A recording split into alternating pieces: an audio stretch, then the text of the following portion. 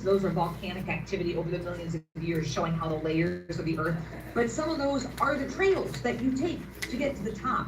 This was not the most challenging trail we've ever done in a cardiovascular sense. Mentally, I think this is the toughest one we've ever done, because there are times you're walking on at maximum 30 inches of trail in width, and here's the mountain wall going up, and right there, that's death right there, right? Okay, I kept saying, I love you, honey. Honey, I love you to my husband, because just in case those are the last words he ever heard me say. And finally he said to me, he said, I love you, Gina, please focus, right? So that was the inspiration of my presentation, the Ohio Ethics Law, watching your step. And I will say this is the thing about the Ohio Ethics Commission. We do, as you see here on the screen, our statutory responsibilities, all of which are important, are vital to the work that we do. But the goal isn't, let's see how many investigations we can do. Let's see how many people we can catch in the act of wrongdoing. On the contrary, it is our both desire, pleasure, and frankly, thirdly, our honor to help people in public service do the right thing. I don't care if someone's been hired, elected, appointed, if they are full-time or part-time, if they're in management or not, if they're in the union or not. All of that is irrelevant. The truth is, all of us in public service are subject to the statute. And as a result, we want to help all of those people, all of you, do the right thing under the Ohio Ethics Law. So while our investigative folks are very smart, they're very thorough, they're just excellent at what they do, it's my goal and the goal of the advisory attorneys to keep those numbers lower, the investigative numbers lower. We'd rather have the busiest sections of the Ethics Commission be those of us who do some proactive things, that we do provide advice. Our advisory attorneys, every single business day of the year, are responding to phone calls and letters and emails and sending out previously written advisory opinions to help people who want to know, what do I do? How do I watch my step? How do I make sure I'm in compliance with the statute? My goal, and that of my colleague, Nick Rohrbach, is to take that information, that advisory information, and make it into language and learning opportunities that are palatable, that are applicable, that make sense, and really can be applied to day-to-day situations. So please, in your years of public service, keep us in mind that we want to help you do the right thing under the Ohio Ethics Law. So, what is the Ohio Ethics Law? So there are other provisions of the statute, but in a 1-hour webinar like this, these are the primary provisions that I like to cover, right? That we kind of dip our toe in and get an overview of these parts of the Ohio Ethics Law. So we're gonna kind of go through these one at a time. So we'll just start right at the top there, conflicts of interest. So this is what I think I often look like, both in life, whether it's on a hiking trail or when it comes to government service, right? That moment when you kind of think, which way am I supposed to go? What is the right thing to do? Because here's the thing about conflicts of interest. Number one, they're relatively common in public service. And number two, it's never been illegal. It has never been illegal for someone to have a conflict of interest. The truth is that happens a lot, right? What if I serve on the Ohio Pharmacy Board and I happen to have a relative who's a pharmacist, or I myself am a pharmacist? Let's take it even broader, right? Let's say that someone works for a county health department and they inspect restaurants as part of their job, and they have a relative who owns a restaurant. Those kinds of conflicts are not automatically prohibited. That happens because people in public service do have outside lives. The issue has never been if someone were to have the conflict. The violation, right, the actual illegal behavior of the ethics law is if I have that conflict and then I act on that conflict. That's what's illegal. 10203D essentially says to us that anytime someone in public service has some issue that arises in those years of public service that has a definite and direct impact on their own lives, their own financial situation, their property values, their life, their job, or this issue that's before their public office has that definite direct impact on a member of their family or someone that they have a business relationship with in their private outside lives. That's when the statute would say, don't panic, but it does say you cannot act on that matter. You cannot move forward on something that would definitely and directly impact that member of your family, your own life, someone that you work for part-time in your private life. If you're an elected official, you have this full-time job over there, right? The clients that you have in your consulting business, your boss at that company that you work for. It doesn't say, quick, everybody panic while there's still time. That's not what the law says, but what the law says is, that's a moment when I need to step away, that I need to remove myself. Now, the reason that I am emphasizing that definite and direct impact so emphatically is because we have to understand that there will be times in public service when something arises that would have this broad, across the board impact. If the issue that I'm working on, if I work for the Ohio Environmental Protection Agency and I'm working on rules that are going to go before JCAR that would impact every single person or company in Ohio uniformly the same, then I don't have to say, well, I have to recuse myself because I have relatives in Ohio. No. This is when I have to recuse myself is when something comes up that somehow singles out my family or someone in my business life. If there's only a small group of people impacted, that's when I'm gonna say, I am required by criminal statute to recuse, abstain, stay out of that situation 100% completely.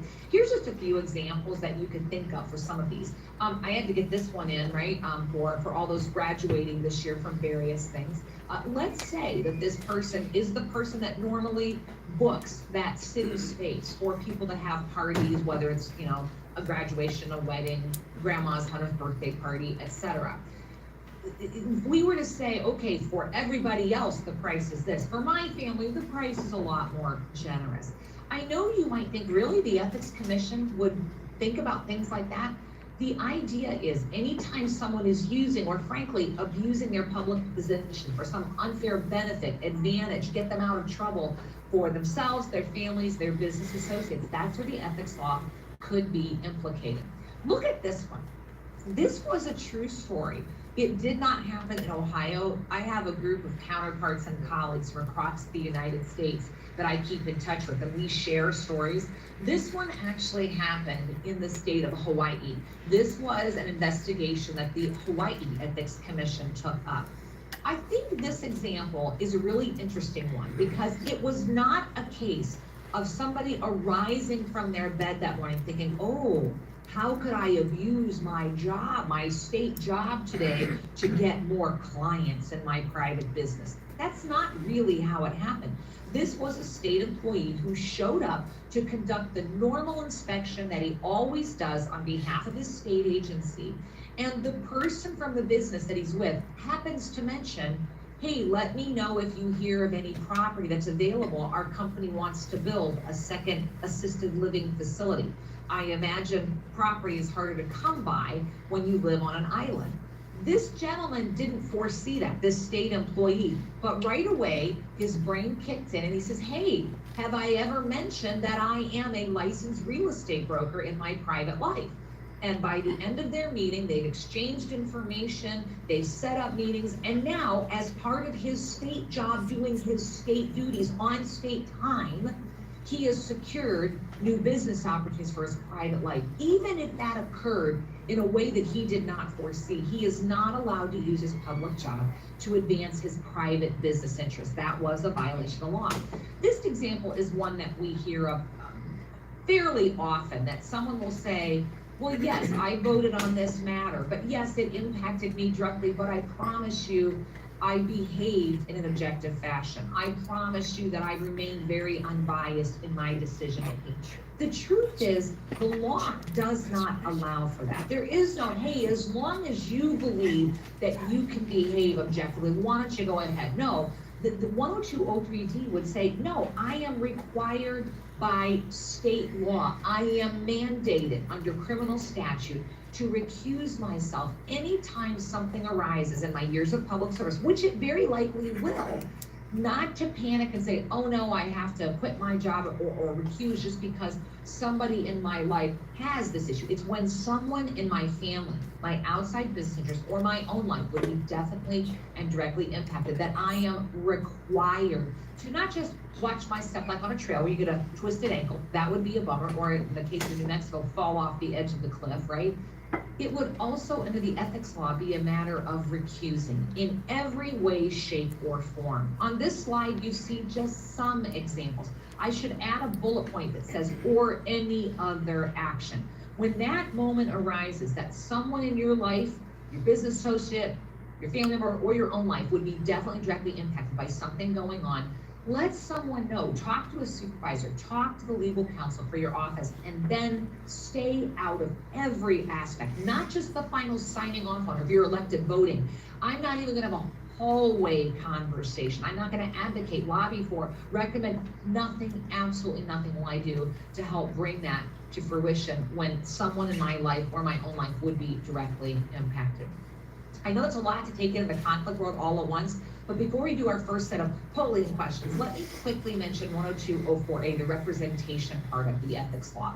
This is an especially helpful area of the law to understand, and we have a great fact sheet and a marvelous advisory opinion. Our fact sheet's on our website. It's called Rendering Services.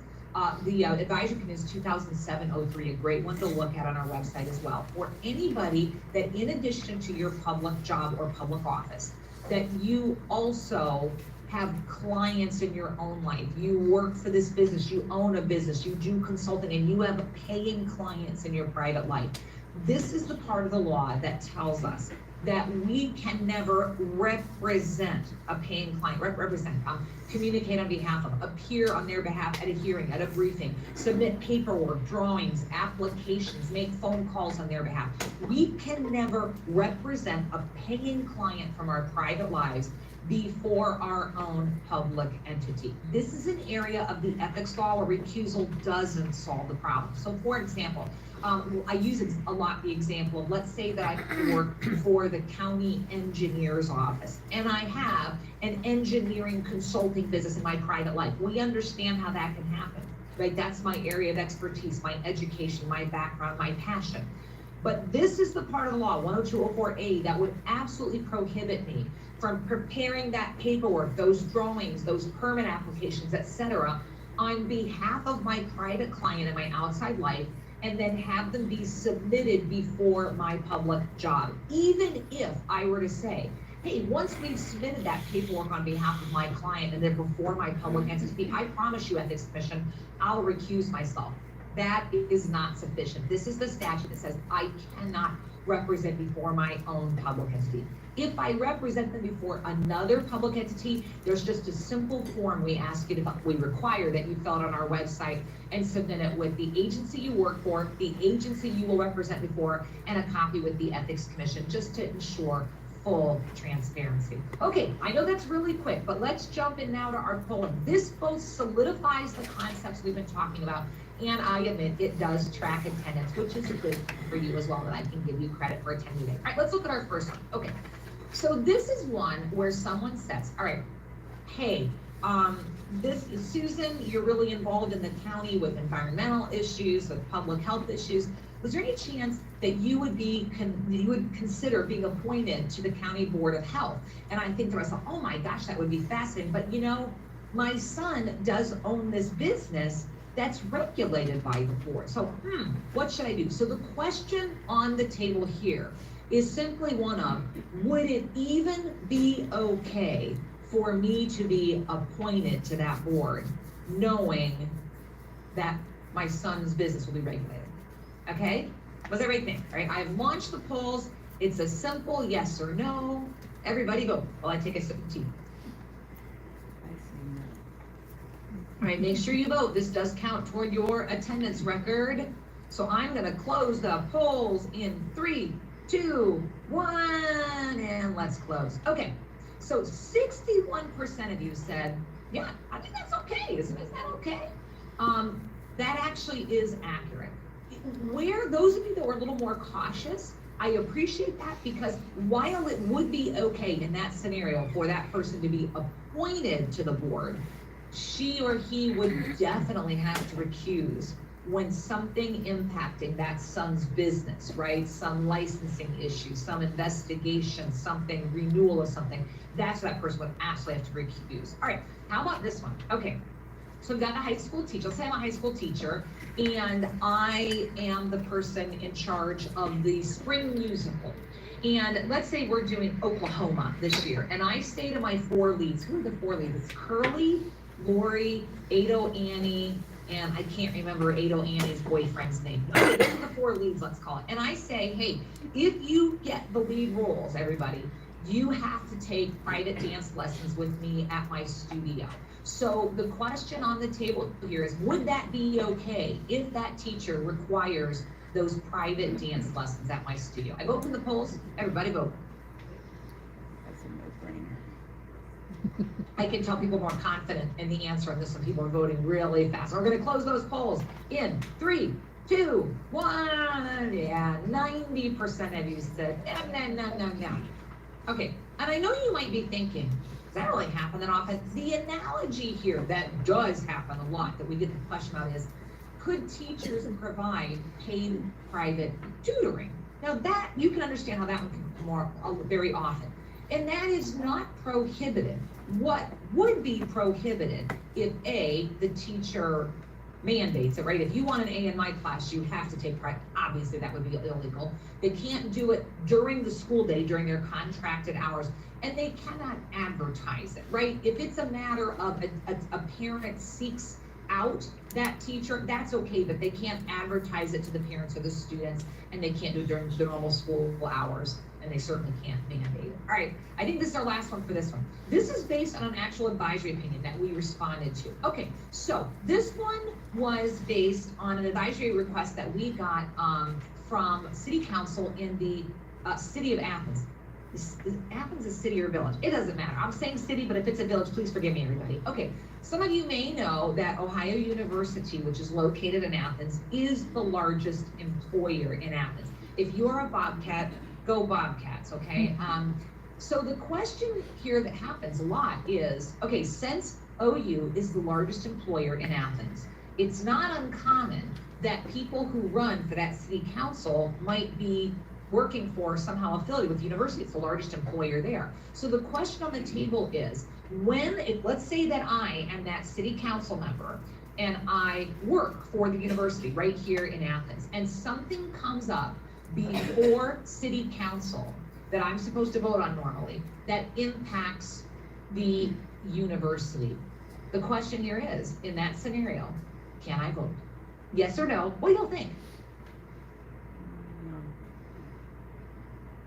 You guys are doing a great job voting quickly and excellently. Okay, I'm gonna close the polls in 3, 2, 1. I'm closing the polls. Yeah, this was a 76% said no, and 24% said yes. And here's where you're all gonna throw rotten tomatoes at me. I chickened out. I said maybe. There's a joke for those of you, if you've attended law school, there's an old joke among attorneys at our office at least, where they always say the first thing they teach you in law school is the answer to every question is, it depends, right? Because in fairness, remember when I talked about that uniform across the board impact versus the definite direct?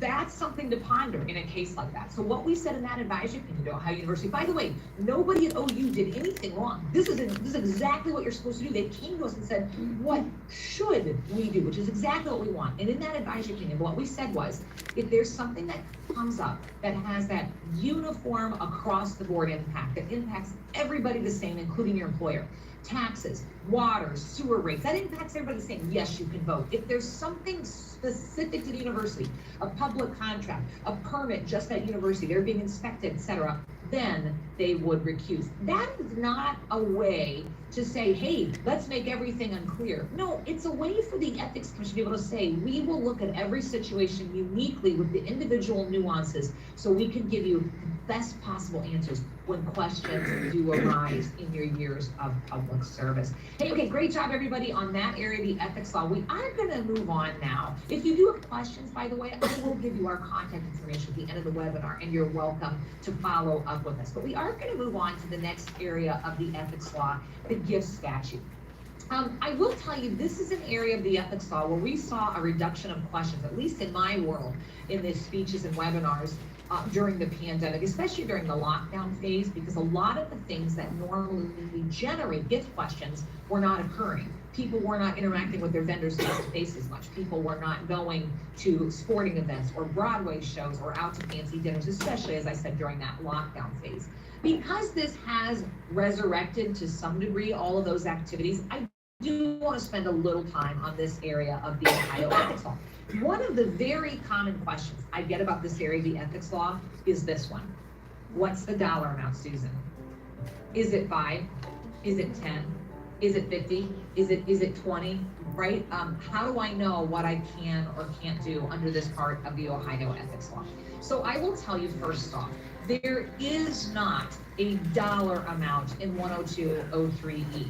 If any of you work for public entities where you have an internal policy, please obey that. But what 102.03e actually tells us are these two words. Is this gift, this meal, this ticket, this outing, this box of cookies, whatever it is it substantial and is it improper? That's what the statute tells us. Those of you in state government who think, pretty sure I remember Susan talking about a dollar amount one time. Yeah, that was about 12 years ago though. There have been historically governors who have had gift policies in the executive order. There has not been a gift policy in an executive order since, I think it was Governor Strickland was the last one. That's a long time ago, right? So this is actually what the statute says. Is this gift substantial and is it improper? So let's just break those two down a little bit. Let me start with the second word first, improper. All that word means is who's offering me the gift? Who wants to pick up my tab? Who wants to take me to this outing or to this event? Who wants to give me this ticket? There are only 4 categories that make someone an improper source in the eyes of the Ohio ethics law, and you see them here on the screen. Those who are already or currently selling goods or services to your office, whether it's something very tactile like office furniture or IT computer work, whether it's consulting, it's construction. These are companies or vendors who are already in a selling business relationship. Those who are seeking to do that, maybe they've submitted bids, they're advertising to you, they call your procurement officer and say, hey, can we talk about doing business together? So vendors, or I like to say wannabe vendors, are considered improper sources. That third bullet point, for any of you that work for agencies that you directly regulate others. I mentioned the EPA ones, health departments, right? The Department of Natural Resources, engineers office, anybody that you do inspections, you issue permits, you have a regulated community. They're good, decent people, I'm sure, but they are improper sources to you.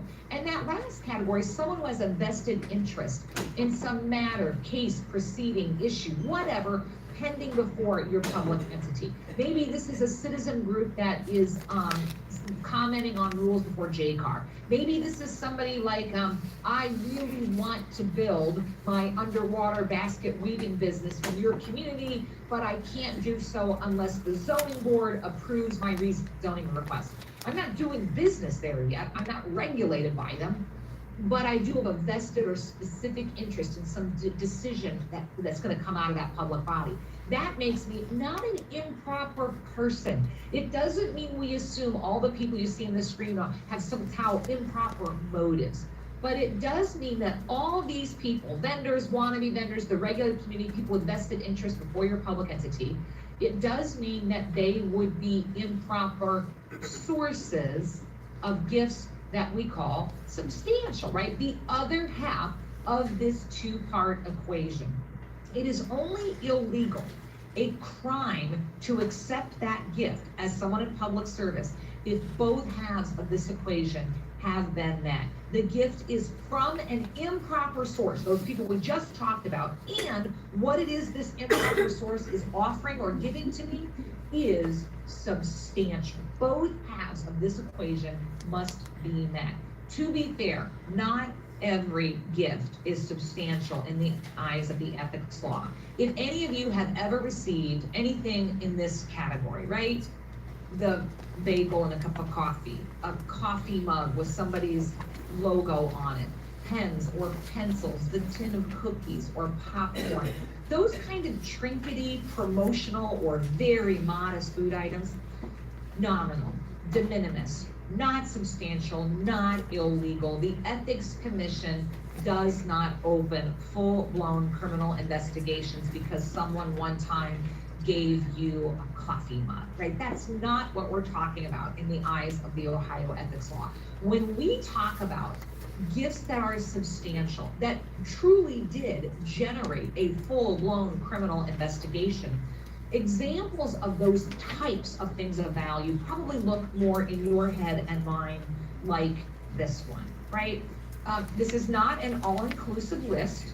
Please do not conclude, well, I don't see what I'm thinking about on this picture page, so it must be okay. These are just a smattering of examples. There is a difference between someone giving me a box of golf tees that are worth $5 and someone taking me for a round of golf and picking up the fee for the cart out for green fees and food and beverages.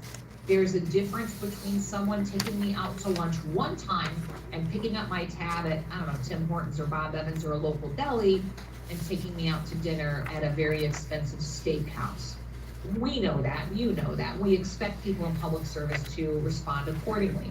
We have heard everything from construction on the home, from vendors, et cetera, to discounts of furniture or appliances or IT things, travel. The ticket one comes up all the time.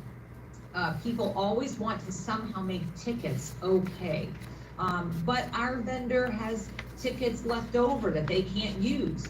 Or the vendor that we're working with, they do this for all of their clients. Or this company that we regulate, they offered me the tickets and I promise, Ethics Commission, it won't influence me. None of those arguments matter.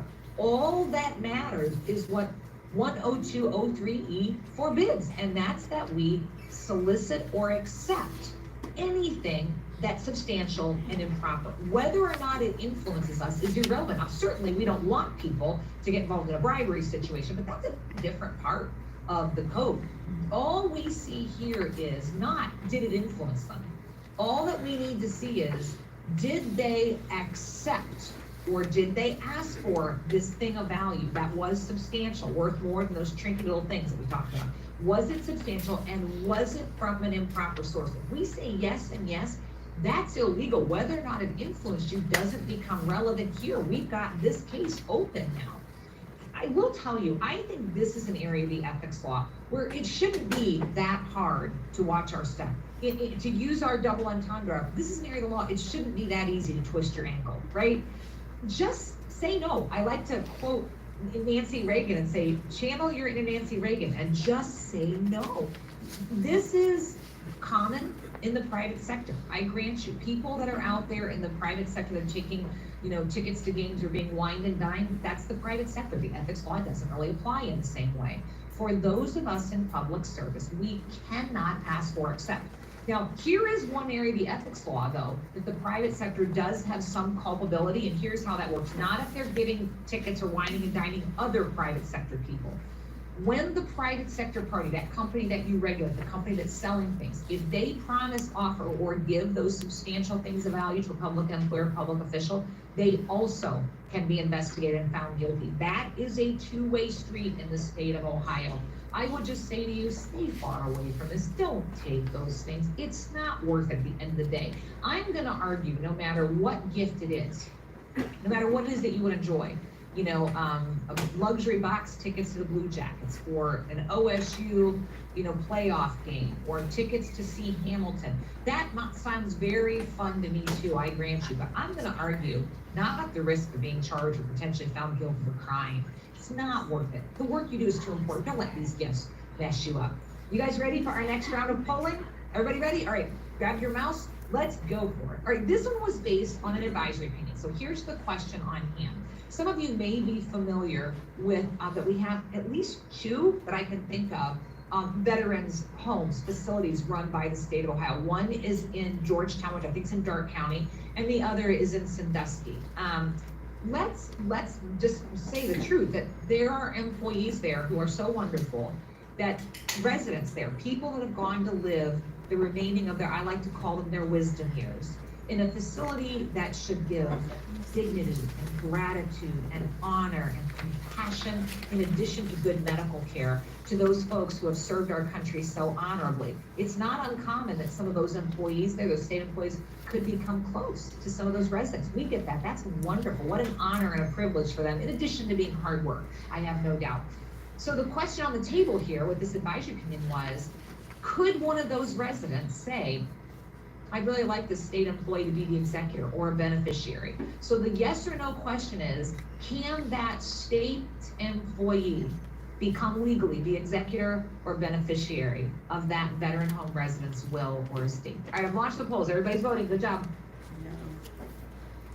In addition to attendance, this is the other reason public speakers do polling, so we can drink hot tea or water or coffee for some people.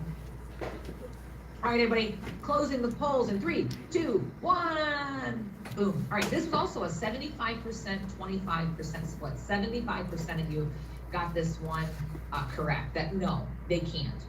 We understand that you might think that's the resident's choice. What the resident could do, they cannot help a state employee financially benefit through their job. In addition to getting our paycheck, we shouldn't be getting anything else. Our paycheck is enough. We can't financially benefit in that respect. Could that resident say, I would like this money, my estate, if I don't have family or I simply choose to? Could they donate it to the facility? Yes, they could. I've been to the one in Georgetown once. The one in Sandusky I've been to a number of times. They do have this really neat museum. They have a cemetery. If a resident wanted to say, I want my estate to go toward maintaining that museum to educate future generations about public service in the most honorable of ways, military, yeah, they could do that, just not to an individual employee.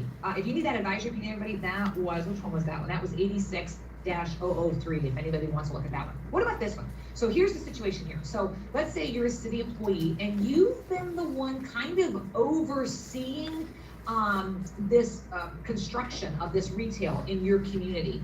And you're kind of the engineer or the permit, the inspector, whatever, the architect and inspector. And when there's a soft opening or a ribbon cutting ceremony, you get an invitation and they say there's going to be some, some modest food and beverages, maybe an open bar, etc. And the question is, could you, on behalf of the city, attend that? It's a yes or no question, and I open the polls. Everybody vote. You guys are pretty astute. I can't fool this crowd.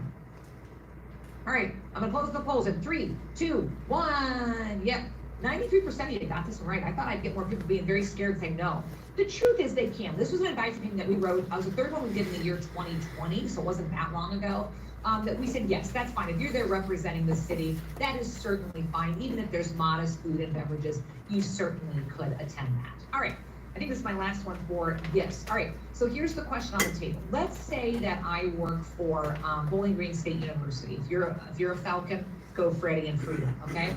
So you are a Falcon, let's say, in at least by employment, and you work for BGSU, and there is this student loan lender. They don't sell anything to the university, but they do in fact work with the students for student loan things. And they say they have an extra ticket to the Nicholas Memorial Tournament down here in Dublin in Central Ohio, coming up in a couple of weeks. So the question is, you as the college university employee, are you allowed to accept the ticket from the private student loan lender?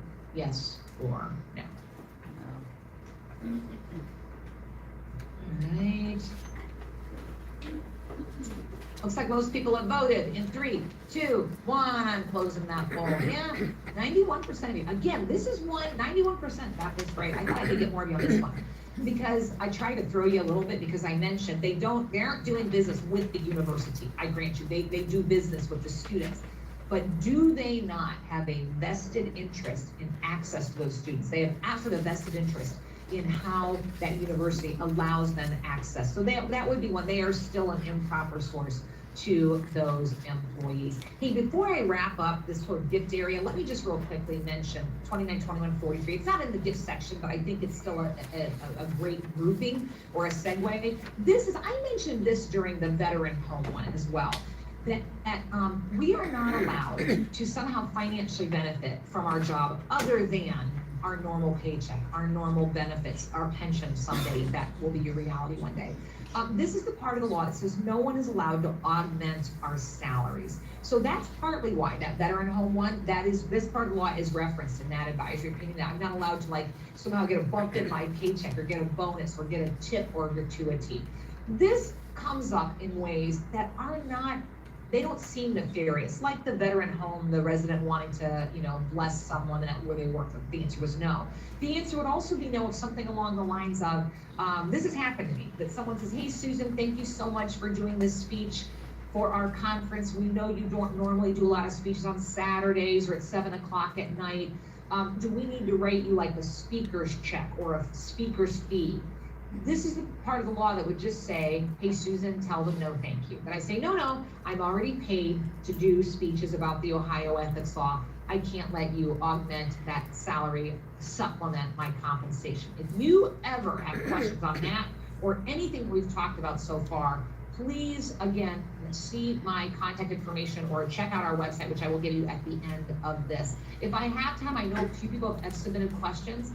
If I have some time at the end, I'd be happy to stay a few minutes and do that as well and respond to those questions, okay? All right, you guys did a great job during those polling questions. We are gonna talk now about an area of the ethics law, public contracts, that does contain our 2 fourth-degree felonies. Everything that we've talked about up to this point are first-degree misdemeanors, which are still serious. Those are still criminal behaviors. But this is the area of the ethics law that contains our 2 felony provisions. One of them is one that I'm not going to spend a lot of time on. That's 42E2. This is a part of the law that would say, anybody who invests public money with the intent of benefiting themselves, their families, their outside business associates could potentially be looking at a 4th-degree felony. We don't see lots of cases on this one, so I want to spend more time on the other 4th-degree felony that we have. This is 42A1. This part of the law, I grant you, looks at first glance a lot like the conflict stuff because I've got the 3 bullet points: self, family member, business associate. I grant you, if in the conflict arena, if I am the county health department employee that inspects restaurants, and I inspect the restaurant owned by my mom and dad in that county, I could be found guilty of a 1st-degree misdemeanor because I used my public position to secure a thing of value, a past inspection, in this case for a member of my family, 1st-degree misdemeanor. The reason that what you see here, they'll look similar because we got the same 3 bullet points, the reason this becomes a 4th-degree felony is in this area of the ethics law, I am potentially using my public position to secure public money for myself, a member of my family, someone that I have a business relationship with in my private life, and here's why. A public contract is essentially any time your public entity spends money, or money is spent for the use of the public entity to secure something, to acquire goods, services, consulting, whatever it may be, right? I talked earlier about your vendors. It could be, yes, you're buying laptops, you're buying office furniture, you're buying consulting, legal work, architectural work, you're buying construction for the city, whatever. Anytime you all spend money to acquire those goods or services, that is in fact a public contract, okay?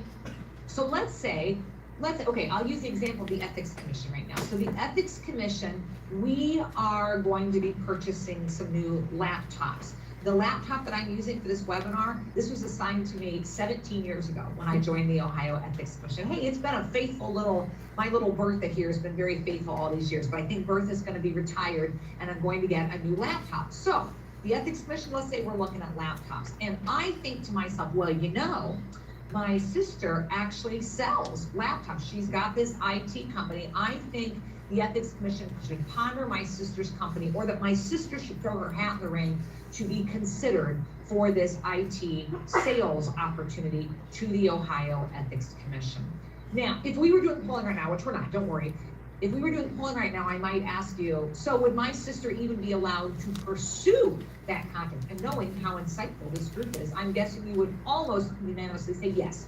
Your sister could in fact pursue that opportunity. She's not a public employee. She's not selling to anybody in her agency. She's just somebody in her private sector world doing her job.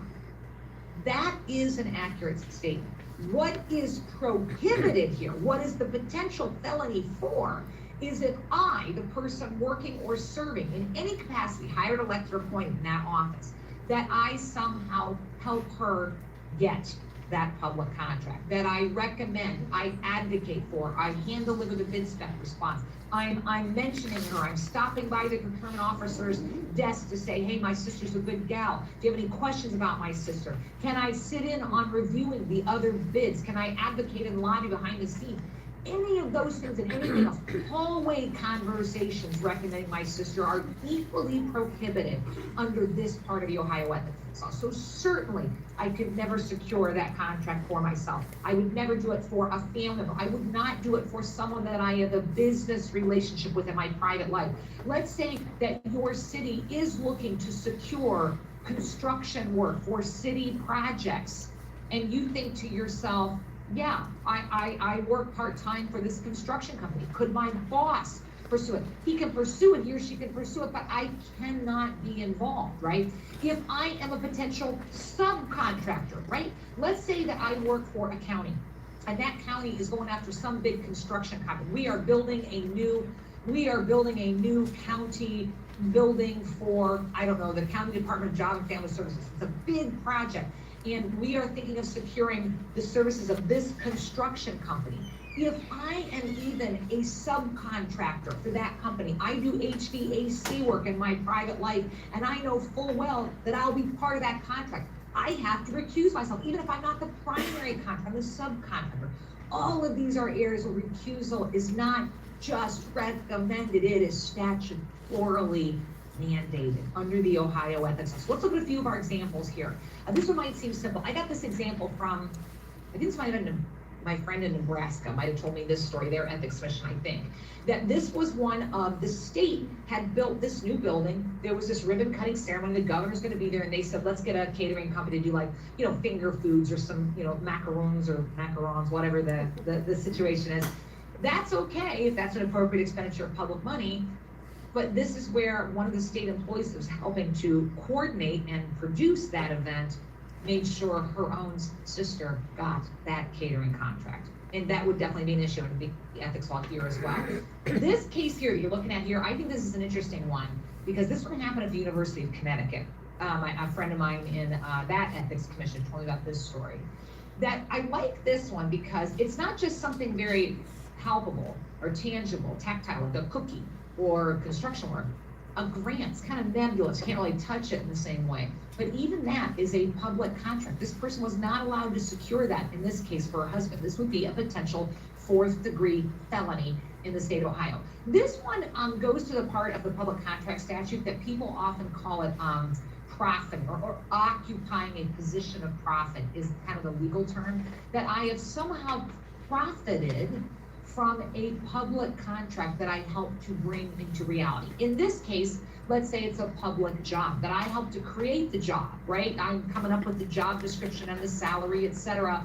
And then before I step down, I say, oh, hey, if I step down from the board, can I get that job? No, not for an entire year could I pursue somehow profiting from that public contract that I helped to bring into existence. There are some exceptions there like competitive bid. If you ever have questions on these, again, check out our website or call us for more information. But you know, in a general nutshell, the answer is stay away, recuse, don't get involved in these areas that someone in my world, that I could somehow get that public contract, that my sister could, my family member, my outside business, that just stay far, far away. Let the process happen fairly, accurately, and without my input. That is always the safest place to be. Now, I normally don't put up tons of slides with lots of words. I don't like that. I just wanted to give you a feel for how many, this is just a smattering of public contract resources that we have, advisory opinions that we've issued that can give you guidance. Feel free to look at our website anytime something arises that you want. Our search engine's pretty good too. If you put in some keywords, it'll bring up some pretty good stuff. Let me talk about one quick thing here under the ethics law. It is very common that people will say, Okay, I get it. I'm not allowed to secure that public contract, authorize, recommend my sister, or my brother, or my spouses, or my outside boss. I get it, I have to recuse. They can get the contract as long as I recuse myself. Here's the common mistake then. Doesn't that mean then, look at that first bullet, everybody. Doesn't that mean that if I have a business in my private life, that if I recuse myself, that I put in a bid just like my sister did, and I recuse myself from the decision making, isn't that okay? And the answer is resounding no. This is the other area of the ethics law where recusal does not solve the problem. There is a very specific part of the statute, 42A4, that you can see here on the screen, that in general would say, I should never be a vendor to my own public entity. If there is anybody here with me today that in addition to your public life, your public job or office, that you own or co-own a business in your private life, I wish you joy and success. Watch out for those conflicts. Don't represent clients for your business like we talked about earlier, for your agency, I mean. But this is the other restriction. Please conclude right here, right now, that you will never have your own public entity that you serve as a client in your private business. That is explicitly prohibited, with a few exceptions, I grant you, but it is prohibited in this area of the ethics law. Just conclude you will not. This is one of the areas of the ethics law that we see violations of all the time, that people think it's no big deal. Whether I did a big contract, like I put a roof on the building to my own public entity, my own fire department where I work, or even small as needed once in a while. You know, in addition to my public role, I print t-shirts in my private life. Isn't that okay? No, that's not okay. Stay far away. Do not sell things to your own public entity and you'll be safe. Hey, everybody, ready? This is our last round of voting. Then we're going to be done pretty soon. Just a few more things after our last round of voting, and then we'll move on. What about this one? So here we've got a village employee whose wife is an electrician. He says, I don't own the business. I'm not going to profit in that respect. So I'm not going to vote on it. I'm just an employee. But couldn't I just get it all set up? Couldn't I arrange it all, get it all arranged for my wife? Is that okay if he does sort of that, as long as he's not the final decision maker and as long as he's not the owner? I've opened the polls. People are voting fast on this. Jeez, let me get a chance to take a bit of tea here. All right, I'm closing the polls, everybody, in 3, 2, 1. Yeah, you guys blew that one out of the park. Yeah, 90% of you said, yeah, nope. And that's the accurate statement there. They cannot act on that. Even in that behind the scenes setup, they need to recuse. This one, another advisory opinion. This was based on advisory opinion. So we've got a fire chief. Let's say I'm a fire chief. And in addition to chief, I teach at community colleges. And these are classes that firefighters may have to take. So the question is, would I be allowed to teach those classes, knowing that some guys and gals who report to me at the fire department might take that class? Is it still okay for me to teach that class? Yes or no? What y'all think? Yes. Okay. Most people have voted. I'm going to close that poll, everybody. Again, you guys rock this one. 90% of you, yes, I could teach the class. Where the prohibition, in all fairness, is number one, I can't again say to them, you can't take the other class that the other folks off. You have to take mine, can't do that. And then I should not be the one at the fire department that signs off on reimbursements or issuing, like, signing off on invoices. You know how, like, if I would say, hey, I paid for the class out of pocket and now we have these professional development funds that reimburse me, that chief cannot sign off on it. Somebody else would have to do even that administrative stuff, okay? How about this one? County employee says, you know, it's once in a while, it's as needed, it's not an ongoing contract, it wasn't that much money. Is it okay for me to make that purchase knowing that it's my relative that owns that hardware store? Okay? Keep voting, keep voting, keep voting. All right, I'm closing the polls in 3, 2, 1. Polls are closed. All right, again, another one. Now, this is 86% of you said, yeah, no, and that is the accurate statement. No. Even if it's once in a while, even if it's not bid out. I hear this a lot in speech. People say, well, it wasn't that high enough dollar amount to reach that we had put up for bid. It doesn't matter. I should not do that. All right, here's our very last poll today, everybody. Is it illegal? Think how the question is phrased. Is it illegal for the city employee to sell painting services to the city if he abstains? Look how it's written. Is that sale illegal? Yes or no? I think people get hung up on the way the question is written. Is it illegal for me to sell to my own public entity if I abstain from the discussion decision making? Yes. Okay, is that illegal? All right, I'm closing the polls in 3, 2, 1, shoot. I was hoping this one would be unanimous, everybody. I'm hoping it's, again, the way the question was written. Is it illegal for us to sell things to our own public entity? Yes, that's illegal. That's illegal for us to sell things to our own public entity. That might have been the way the question is written. Don't sell stuff to your own public agency. Just don't do it. It's illegal. All right, don't do it. All right, the other very commonly, one, selling stuff to our own public agency. It's one of the 2 most commonly violated parts of the ethics law. The other most commonly violated part of the ethics law is also a public contract violation, and it is in fact the issue of nepotism. It's not illegal if you work for a state agency and you have someone that you're related to by blood or by marriage also working for that state agency. That's not what the illegal part is.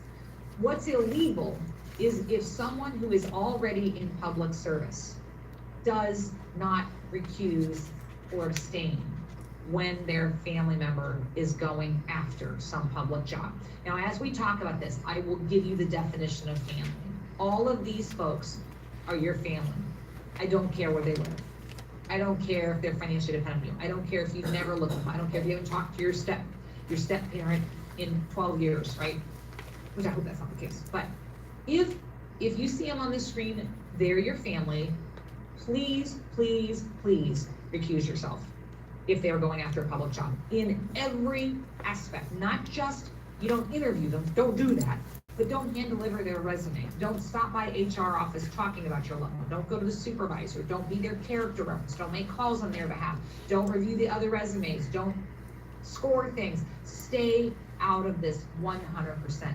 This is not only one of our most commonly violated parts of the ethics law, I think it's the most effective way to make sure that people in the public do not trust the work that government does if they see people hiring their own relatives into public service.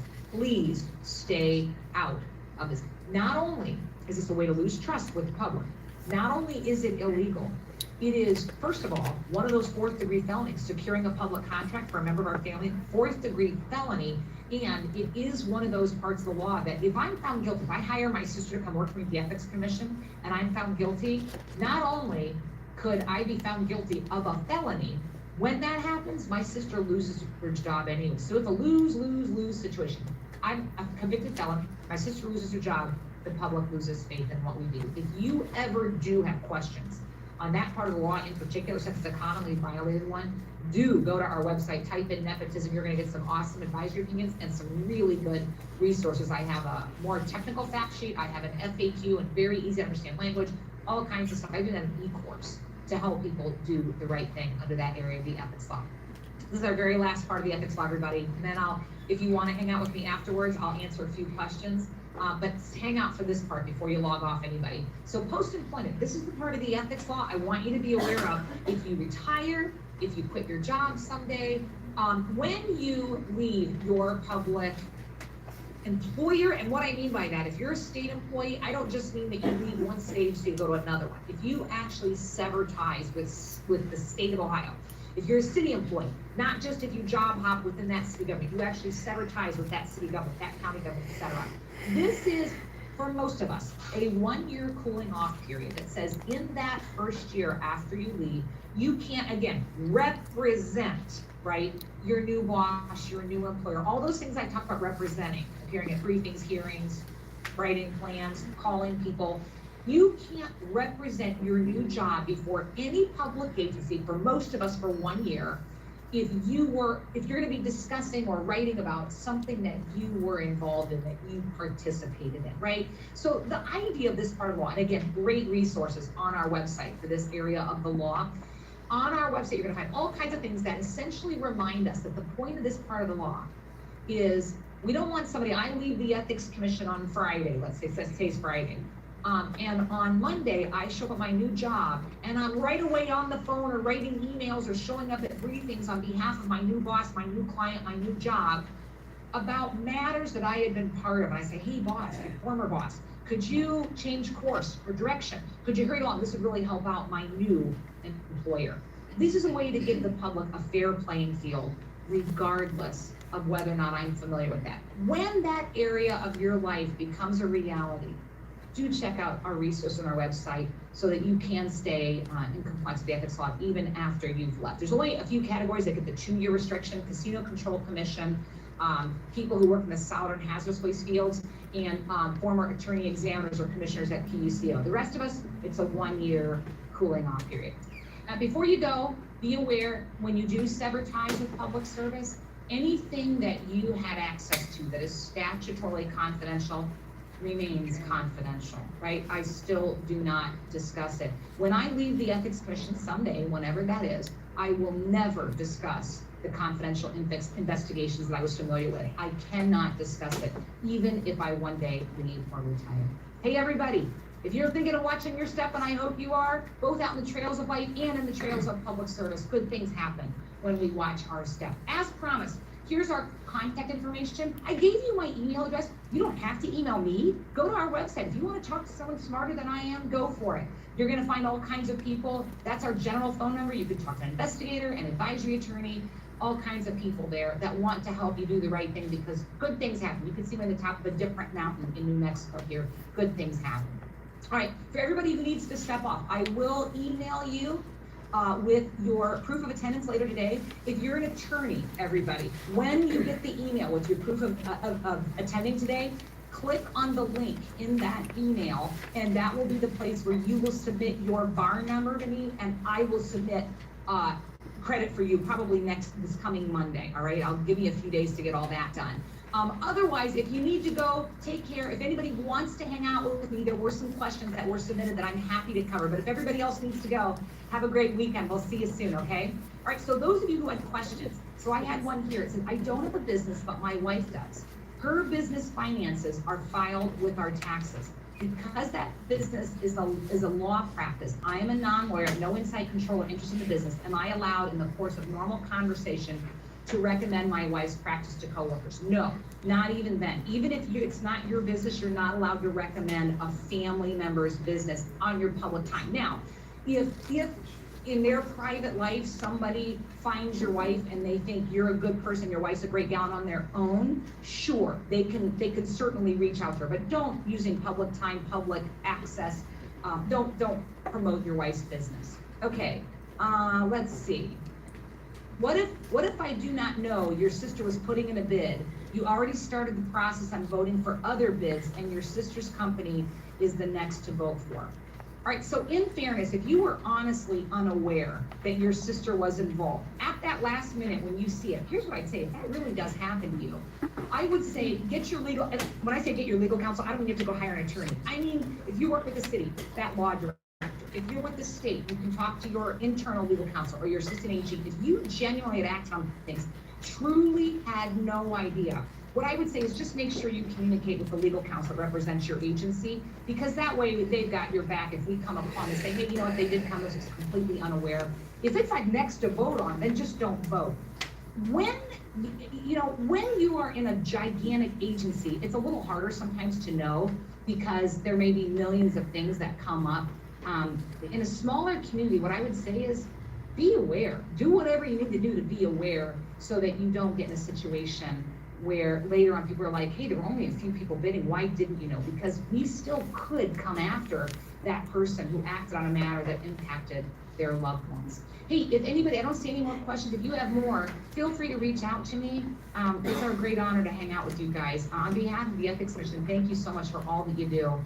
Stay in touch, and I hope we'll see y'all again real soon at an ethics training near you. Take care, everybody. Be well. Bye-bye.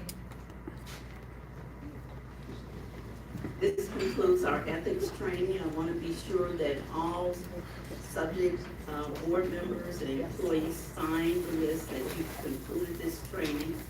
And the list is with Attorney Palmer at this time. We will take a 5-minute break Just to add it to our resume or right something now. on the road, And right? the next item of the agenda is our executive. I was waiting to see how many eyes was going. I was like looking at what John Executive session. Okay. Executive session, guys. We're gonna have to leave for a few. Tell who's invited. Right. People in there watching. Some of them are from the trying to get us off and stuff. So what? I can Just out of curiosity, I got grandkids. yeah, and but I was interested in that resolution 27 is what I was resolution 27. You mean that in Title IX call? Yeah, I think that's how it's Mr. Shea's resolution? wanted to see how there's something that was going. There were 61 people last month that testified. Right. And then 50, you know, how are you doing today? There was only like maybe 4 that was against the resolution. The rest were for. Is that why they postponed it? Everyone welcome to step outside during the executive session. Yes. One, okay. So there was 4 against it. Well, there was 4, okay, so that's kind of confusing. Okay. There were 56 that were not the changes, right? And there were 4 that was for Mr. Shays' resolution. But people didn't know about it. I want to say something about my periods in schools where they're trying to switch the wording to like the policies, like kind of undetected. I'm like, no, this is shit we're trying to. I have Okay. and I'm gonna mute this real quick, guys.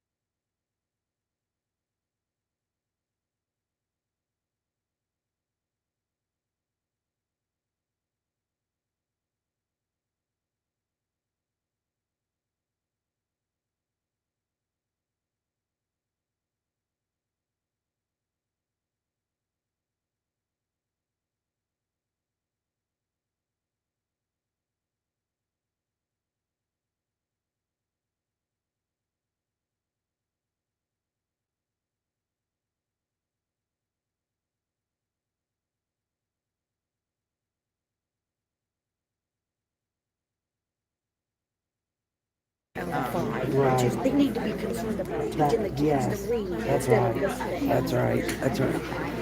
That's how I feel. Okay, well, I'll see you in a bit. Hi. Sorry, guys. Let me get this situated.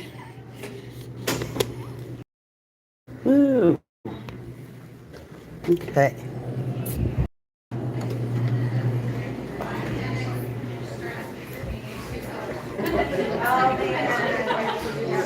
Do you know how long this session lasts? Good question. Will they know what they are? I didn't get a Have paper. no clue. Okay. Okay. We can see. Definitely for the teacher. You wouldn't happen to know how long the session would last? No. No. Do you know how long this session lasts? The executive session? No. Probably up to break time, which would be, oh, well, probably, I'd say probably around 11:30, 12 o'clock. Right. They'll Okay. go on So. break, and then at 1 o'clock, they'll start bringing people in for the public part of it. Okay. Sounds good. Okay. Okay. Sounds good. Thank you. I'll be back. Yeah, it says all day. too, Yeah, that's but- what. Yeah, I'm gonna go across. Yeah. I packed a lunch, so. See you, darling. Okay. Isn't that how it works, Armada? Yeah, so the lady was given her her residence, so I didn't want to do anything with that. That's why I muted everybody. And so I did pack a lunch. I packed my lunch when I was packing my husband's. And so she was saying they voted for, they were going to go for a vote for this, changing the policies. And there was a bunch of people that didn't like the wording, and so they were against it. I wanted to show you guys this. I see it on my way in here. This is the Supreme Court building here. That's actually where I got that hammer statue.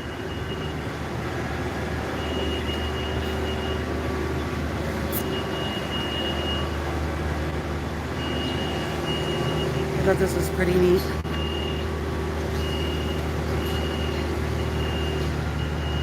Truth, integrity, wisdom, reason.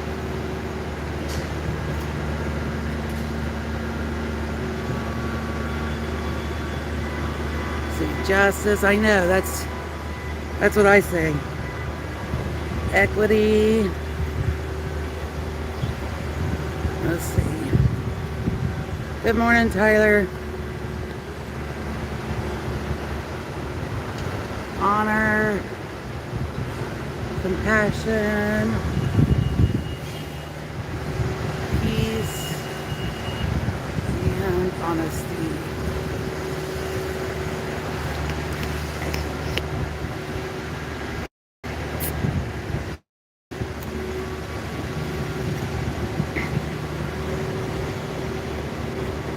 I should have asked the lady that I was sitting next to how long the session was, because on their schedule, but they didn't mention some kind of ethics class either on the website. But yeah, I thought that was pretty neat. You know, I've lived in Ohio almost all my life, with the exception of a few states and for a couple years, and I've never even seen any of this. But yeah, so they said the vote was at 1, but from the way that guy spoke, that's when they'll let the people come in. And the lady I was speaking to said she was number 91 for the testimonies, and that she probably won't be heard. So, and she's actually from south, not far from me. So I guess they postponed the vote across the street here, guys. Walk down to the river. But they postponed the vote.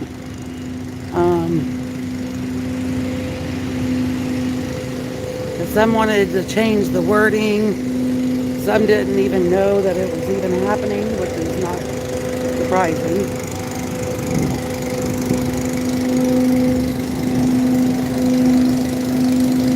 I did make. I went to the State Board of Education. Hold on.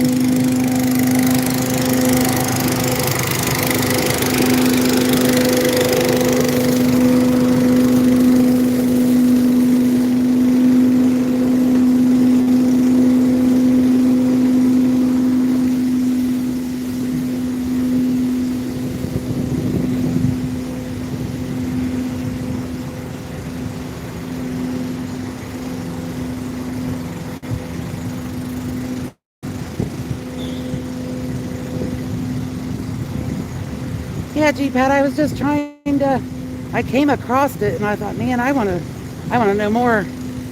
My kids are grown, but I do have some grandkids. Isn't this pretty? This is the Scioto River here in Columbus. That there, yeah, that was a leaf sweeper.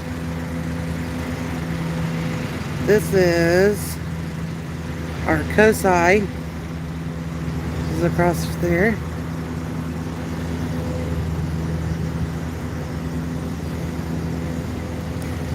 But yeah, so this was resolution 27.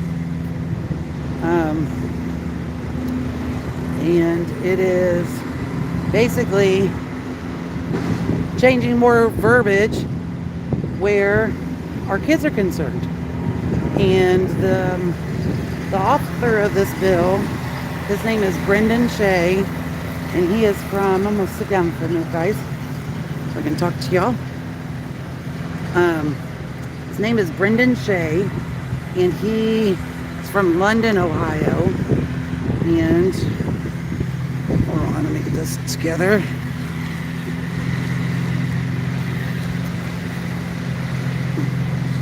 Here's the front of the, this is the Supreme Court of Ohio building.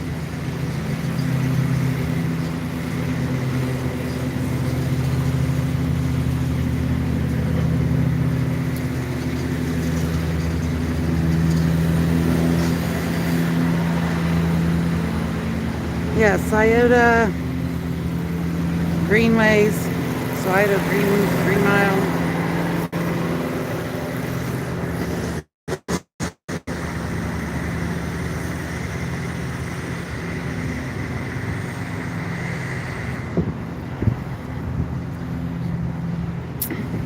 I know it goes a long way, doesn't it, Tyler? I'm in Columbus, Ohio on Edge.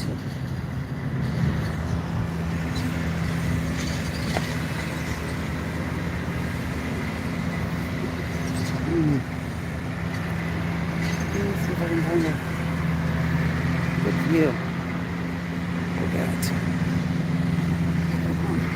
This is just going to have to work. Are you 4 hours? It took me a little over an hour to get here. Wasn't too bad because I left so early, traffic-wise. But then trying to find a parking spot, man, I'm thinking like these people had to get here at like 5:30 in the morning to get their parking spot. Then I thought I got lucky and found a parking spot. Come back over, I'm only 2 hours right.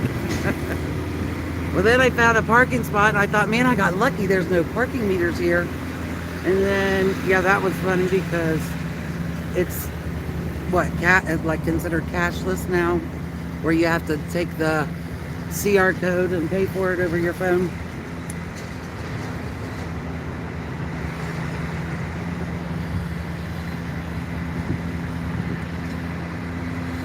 Diddy, I haven't met him, but so what I found out was that he's from London, and that the resolution 27 is resolution to support parents, schools, and districts in rejecting harmful, coercive, and burdensome gender identity policies. And so the lady was explaining that Title IX is already there, that protects children and kids with that, but yet they're trying to change the verbiage on that so that they don't use other pronouns and things of that nature. And so that's why he authored this bill.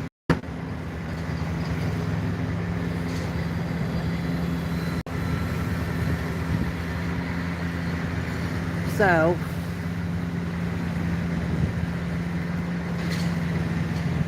I'm thinking this is the Lincoln Levesque Tower.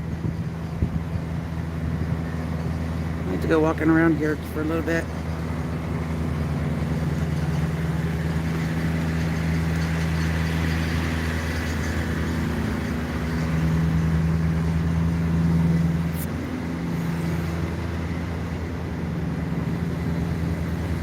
I have friends, their band is called, no, I didn't see the other group, but the Protesters Carol. But if that guy, like I said on the website, it showed 8 a.m. and then that the parents would, be testifying, doing their testimonials, and I think they are allowed like 5 minutes each or something. And then that the vote would be at 1, but I guess they threw in this ethics class, and then, whatever the higher ups. I seen some guy come in and sit down for Teacher of the Year award. But now it looks like that's at 1. I know, that's what I thought, Buffalo Wifey.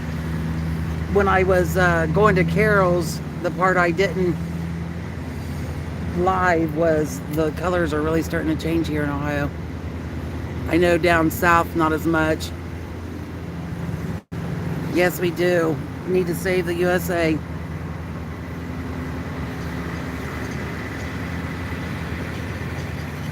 And then going through that ethics class, it's like, really? I mean, like the corruption starts at the bottom, guys.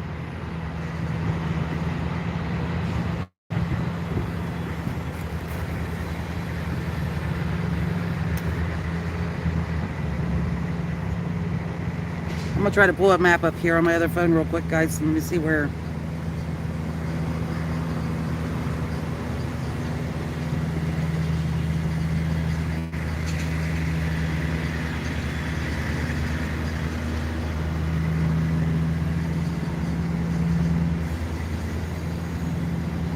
Let's see where I'm at.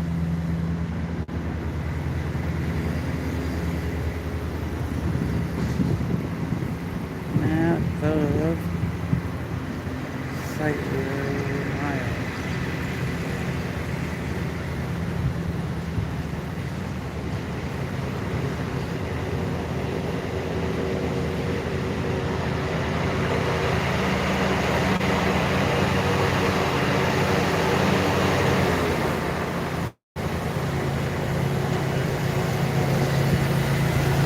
Good morning.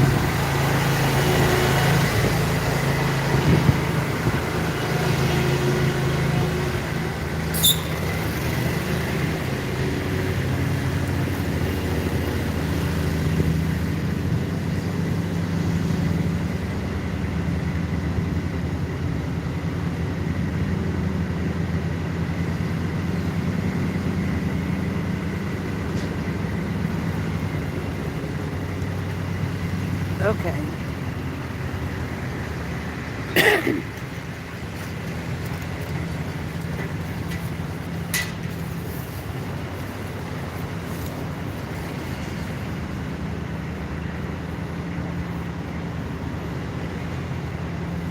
We'll go for a walk.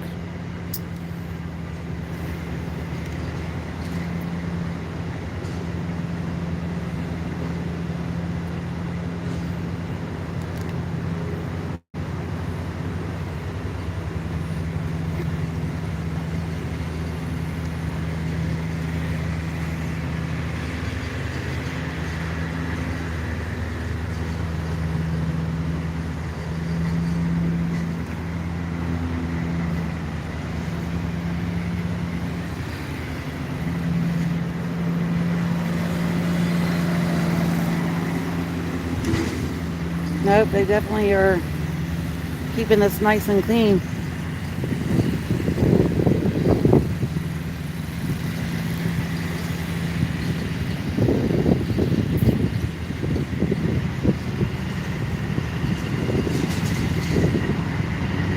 Ghost on. They're already blowing them up. They're sweeping them. The guy had the sweeper, and these guys are cutting.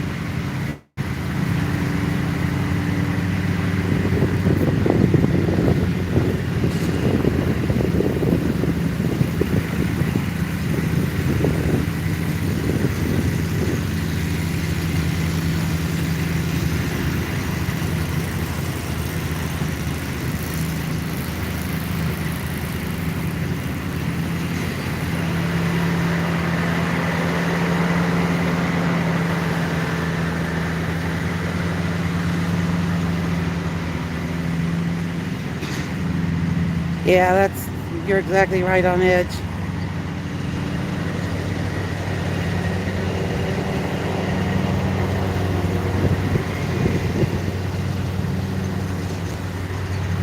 Oh, West Virginia cowgirl, I don't even think about snow. That's not me. Only if I'm looking out the window.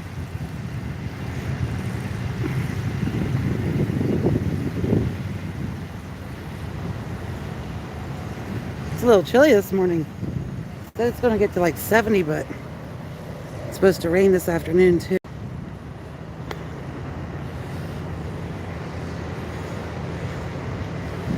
Yes, it is Armada. And many of us don't even get to enjoy it, really.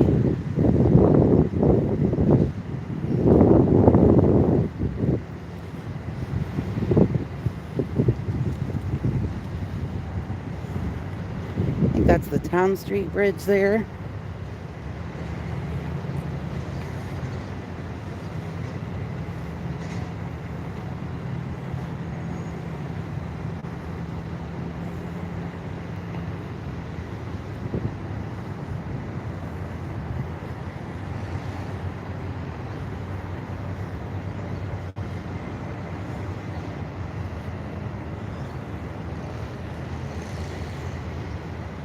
That's where I need to be, Armada. It's Texas.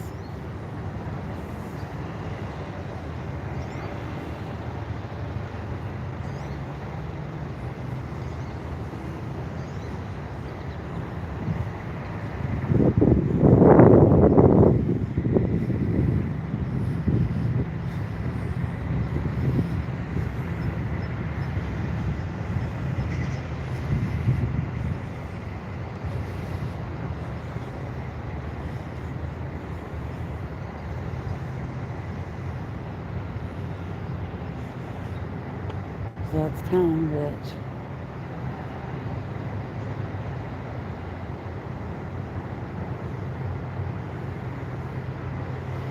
Bicentennial Park. I'm not sure which way to go. What is that? Is that a deer up there? Looks like it's going to jump the bridge.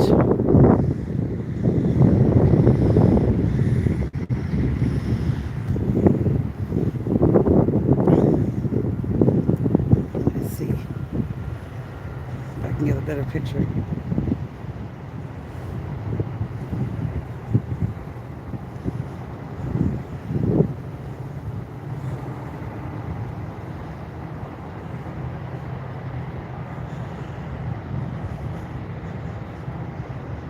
Phoenix is in Arizona.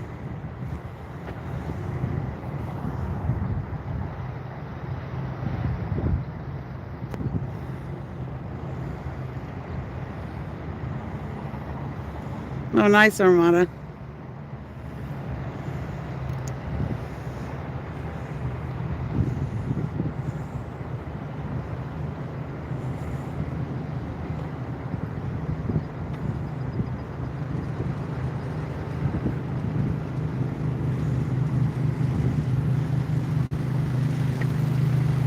Yeah, it's like a deer statue or something.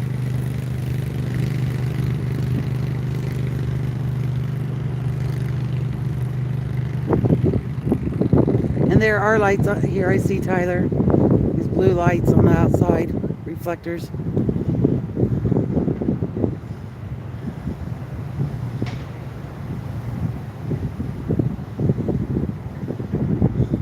That is weird. Not sure why that deer is there.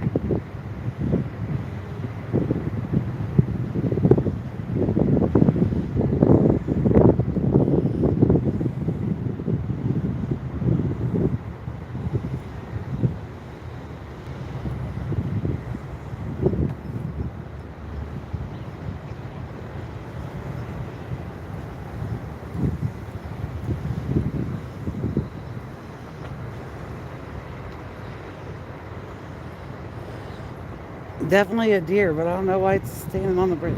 Good morning.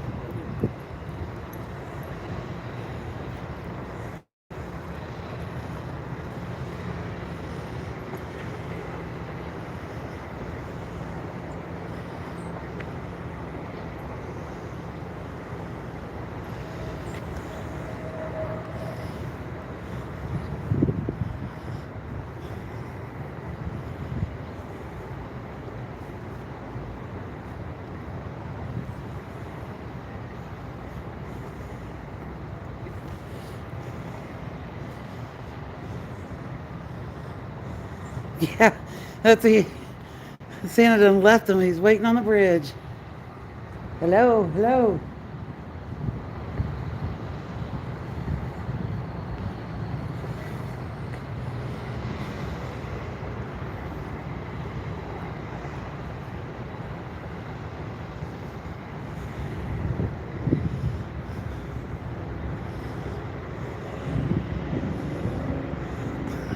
I know, Tyler. That's why I was just like, why is that there?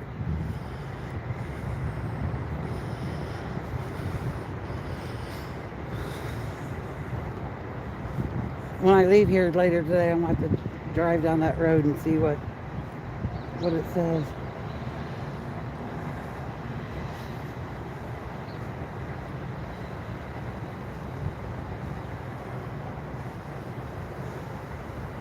Good morning, Fireball gal. We need to know now. Let me walk up here and see if...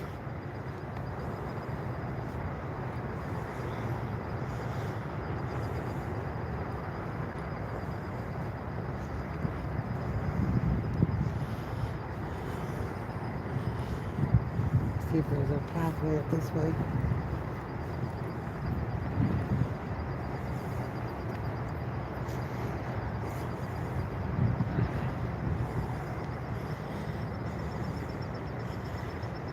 Okay, on Ed. Yeah, I'll see if there's some steps up here. I'll go check it out.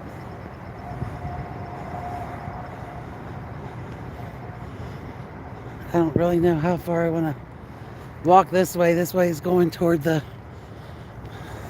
not so good area.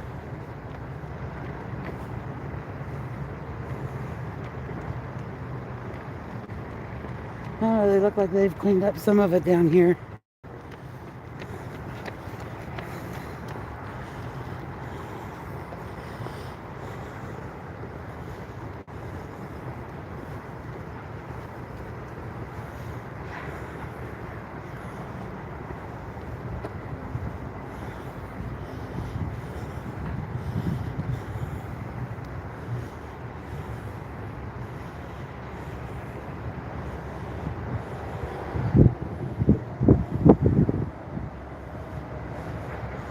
Yeah,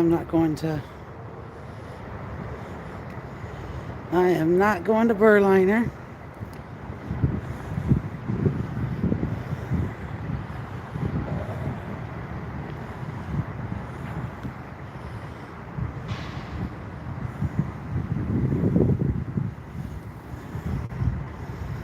Here's a good city shot. Yeah, that is the Lincoln Levesque Tower.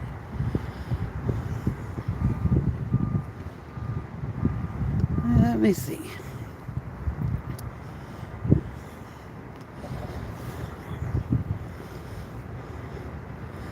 Yep, I took my leave this morning.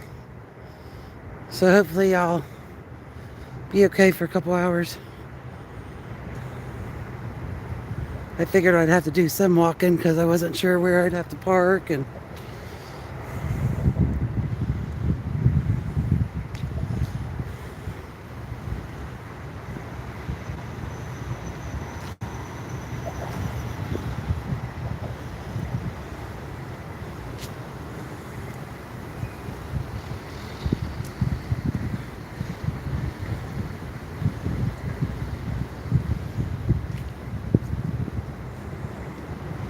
I guess they're all at work on Edge. Let me go up here and see what this says. I think this is where they have concerts.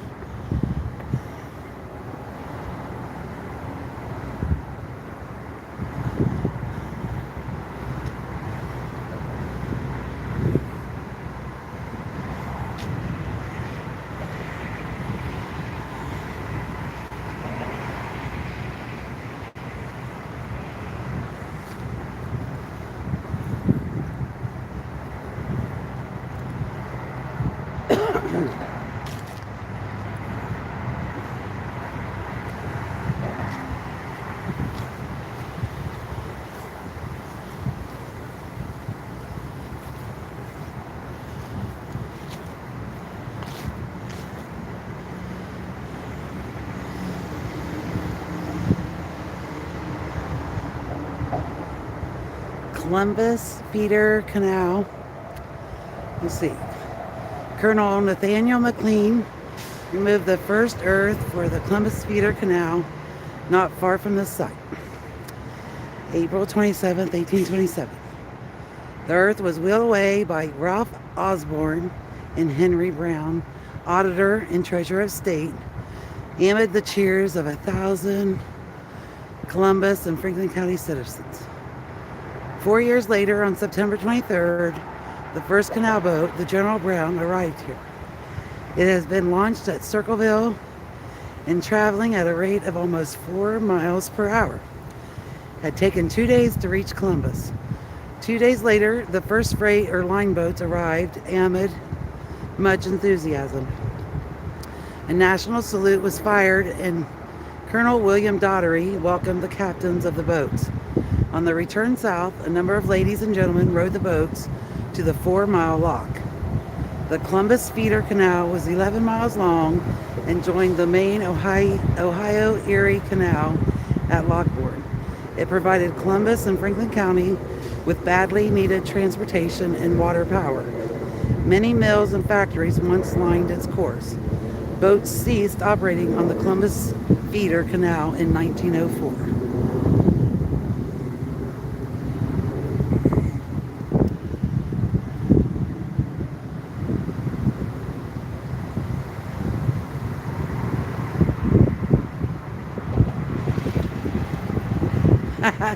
That's funny. Buffalo White Pea.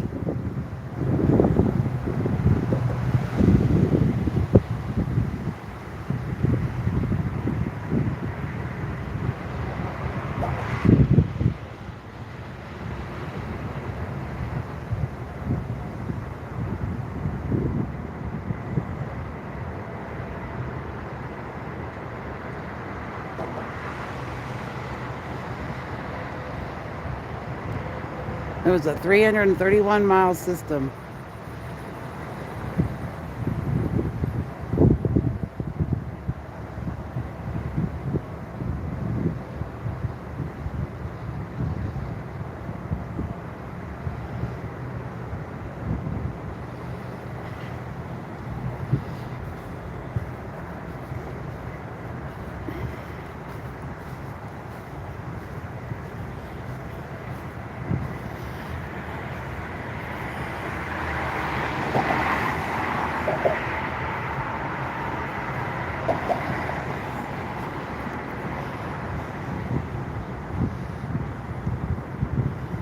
Let's go walk this way and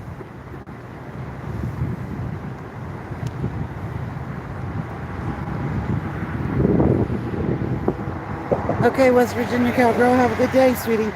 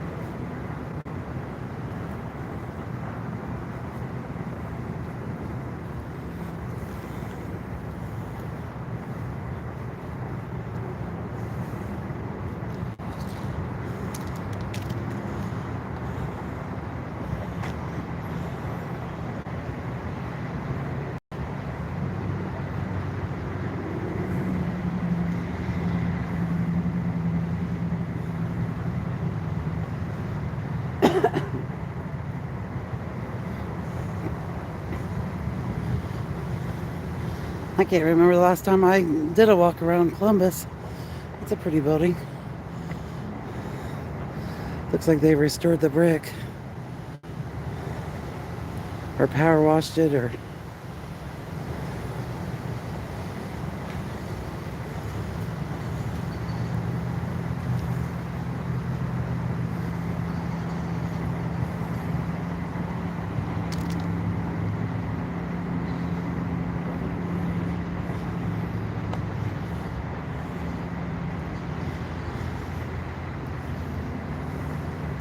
Looks like the sun's trying to come out.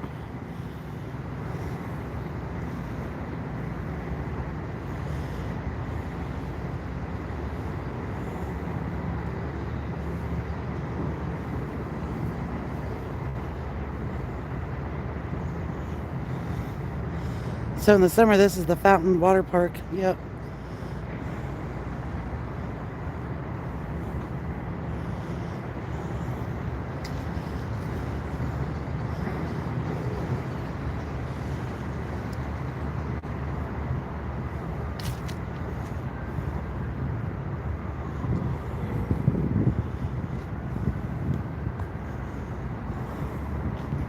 So this is the Rich Street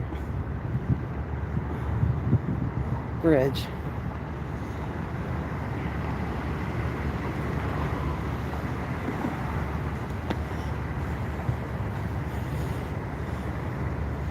Okay, on edge. Hope you have a great day, sweetie. Look back later. I'm getting ready to go see what this deer's doing.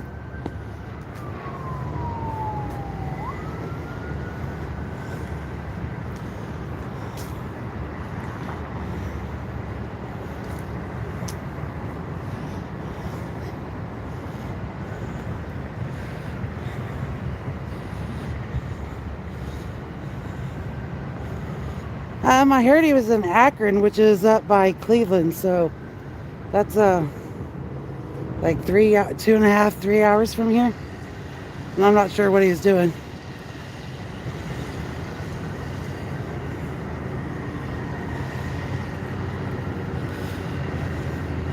It's a pretty shot.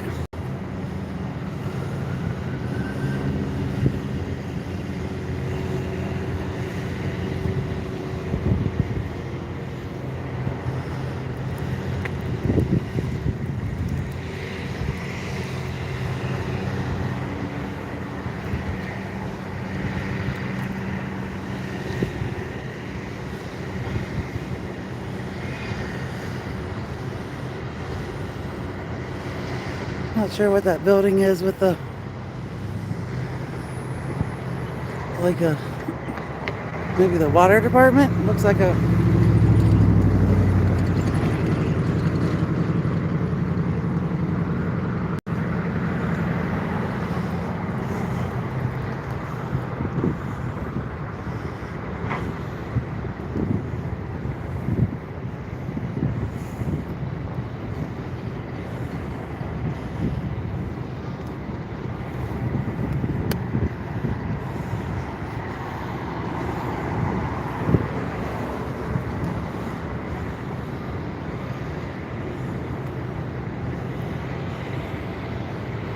there's locks on this like they do in Cincinnati. They call it the love locks.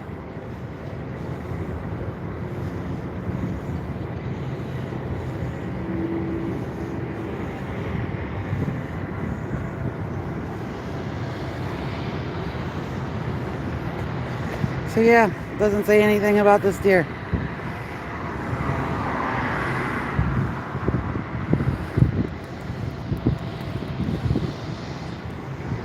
Figured it'd have some kind of statue plate or something.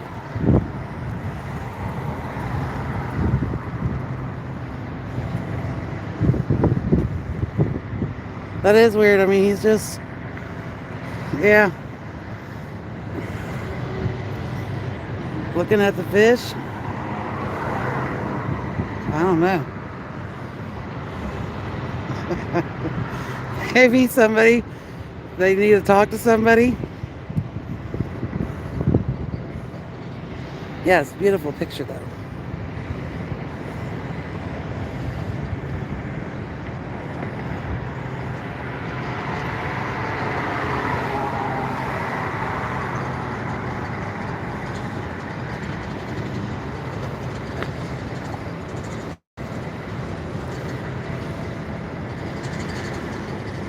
Well, let me know, Tyler, because I have no clue either. Okay. Talk him off the ledge, right? Yeah.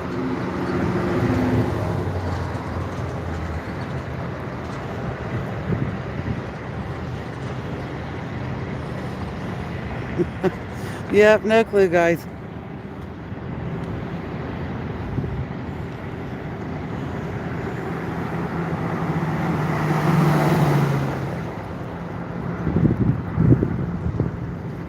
There's a bunch of locks by him.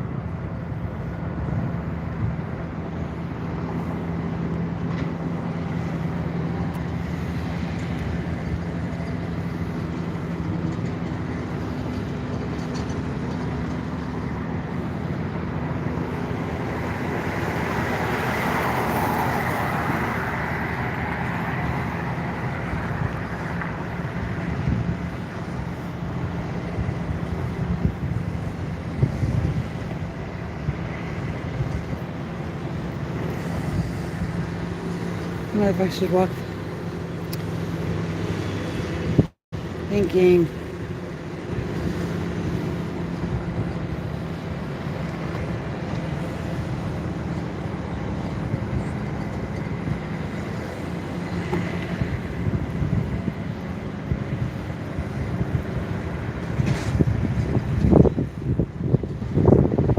Is that what it is, Staggerly?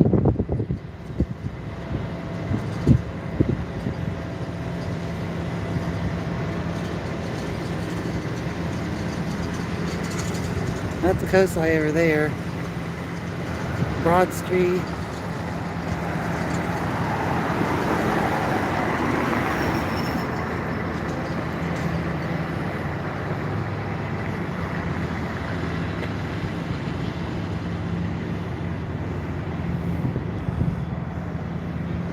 Now we know, yep.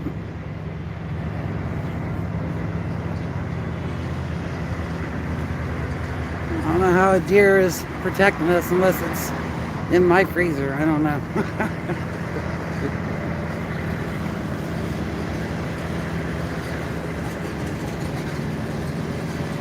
Protecting us from famine.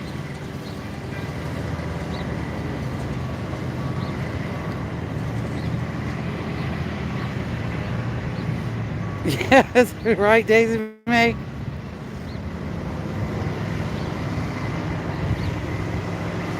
I particularly don't like deer buck, like, you know, deer meat that's from a buck unless it's a young one. But, you know, in famine, I guess I wouldn't care.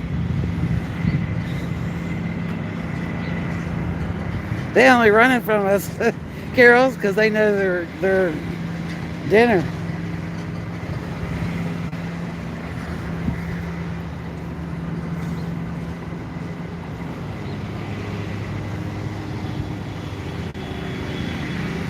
Ooh, I smell food trucks.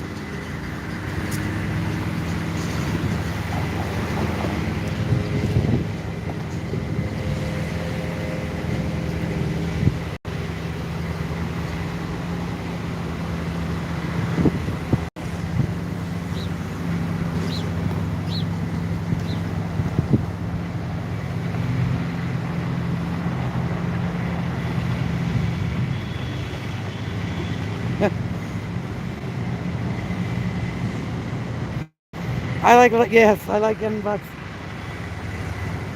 Don't tell the hubby. Well, actually, he knows, because that's what I tell him when he goes deer hunting. Only bring home a young buck.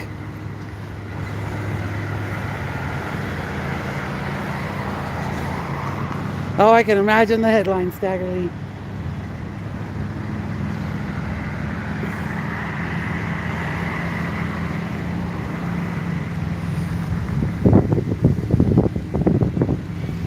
It is windy out here. No, you can't tell in these trees.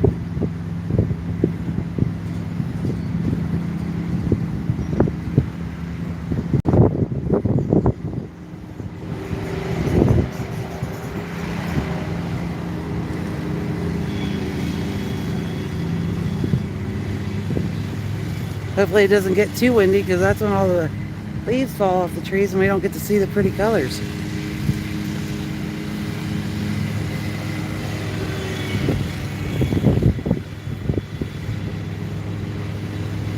There you go, Armada.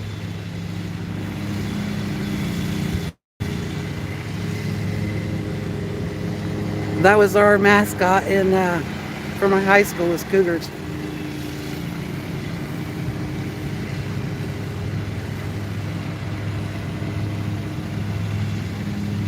Definitely didn't think of that till later.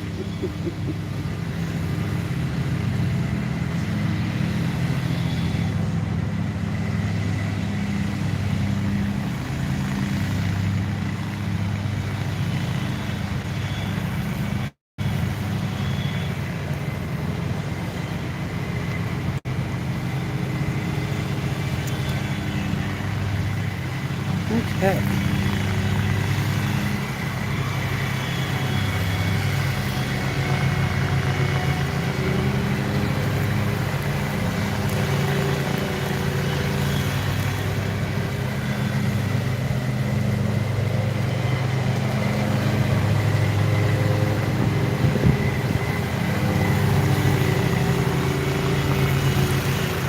Wonder if this is their last cutting.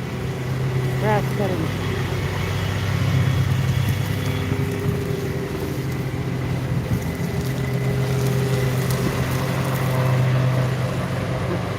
Cougars do hunt deer, yes they do. I went to Westland High School, Tyler.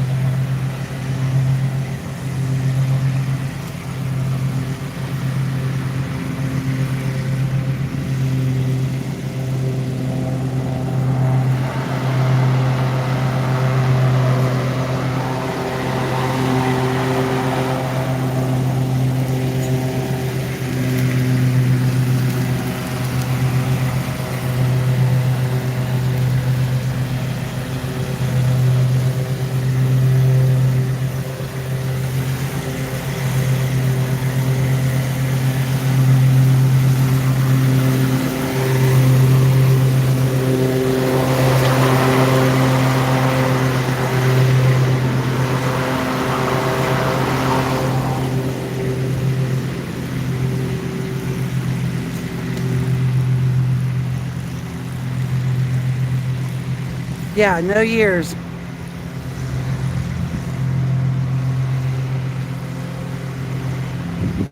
Been a long, long time, Lucy.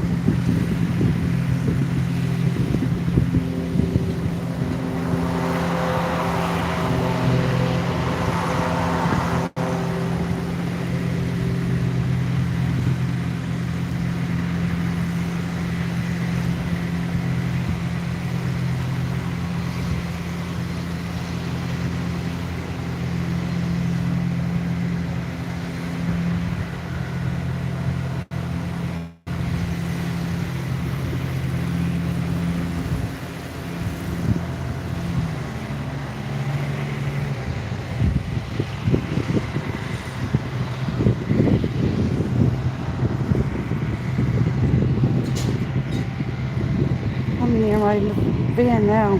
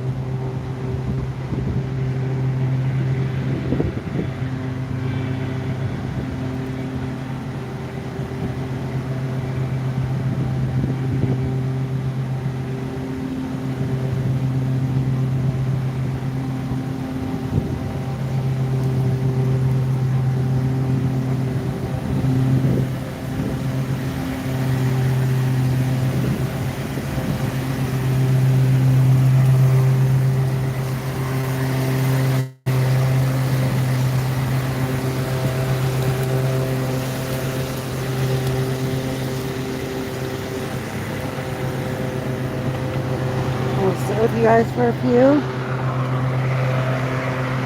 And then I think I'm gonna take a break.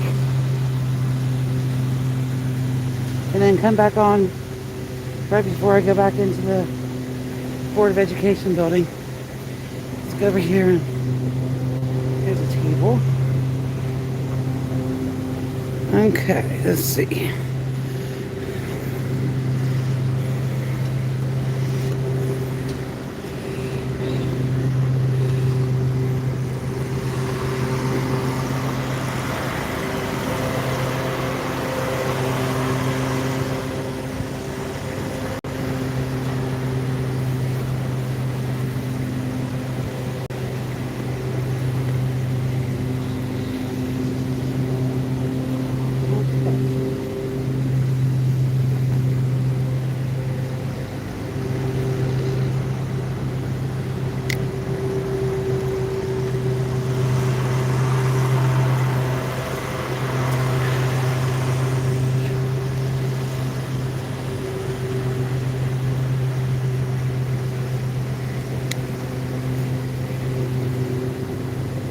I know I'm taking off this jacket now. I'm warm.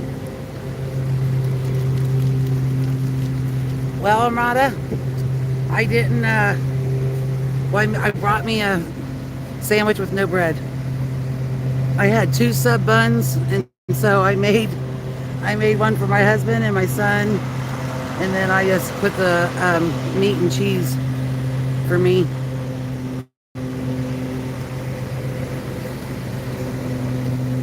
Hi guys. But I will, before I take off or sign off, I will I'll take you by, there's some flowers up there that are still pretty in my hair. That wind was blowing it good. Hello, I love you too, Carol. I know I gotta pay for my parking again here soon. It only lets you 3 hours at a time.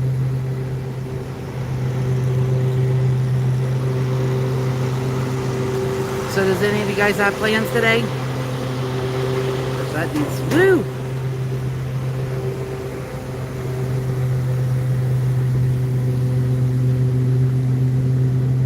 The trees didn't show the wind.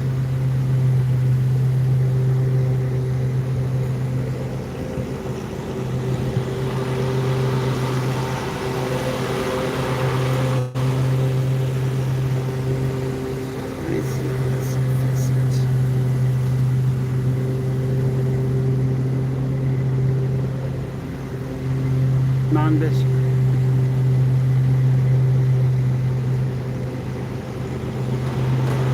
It's much prettier looking at the scenery, isn't it?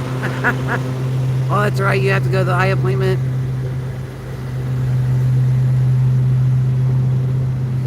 What time is his dentist appointment? 1:30? Oh, them rotating schedules suck, Tyler. You never get used to it. As soon as you get used to it, it's back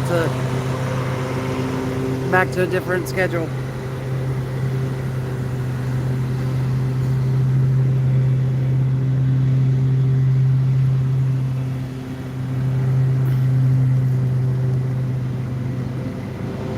Them trees are awful pretty, aren't they? The red maples. I think they have one red and then they call the other one silver, even though it doesn't look silver.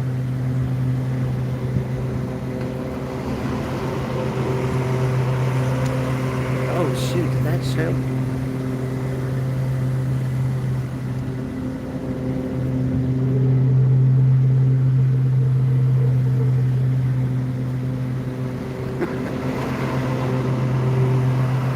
Hi Michelle. Well, congratulations to your son.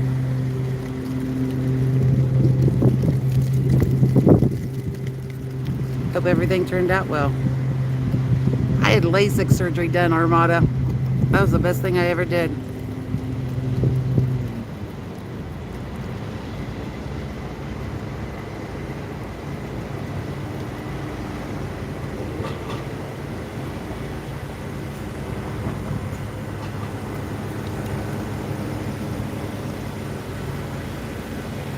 Are you, Carol? I did contacts for so long, and man, I was bad about changing them, and And then between getting contacts and new glasses, I was like, man, just the cost of it. So I went ahead and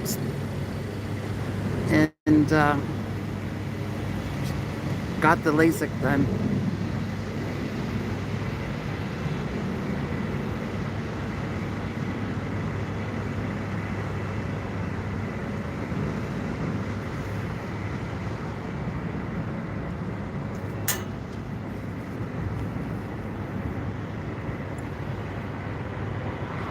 That's a lot of work, Michelle. I mean, my daughter got married a few years ago, and man, I was so stressed out.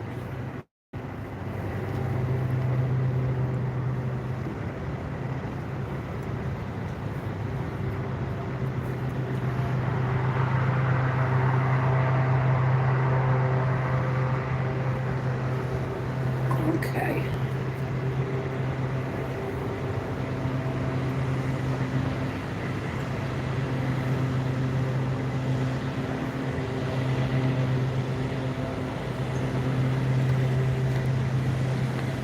Okay, let's walk to the flowers.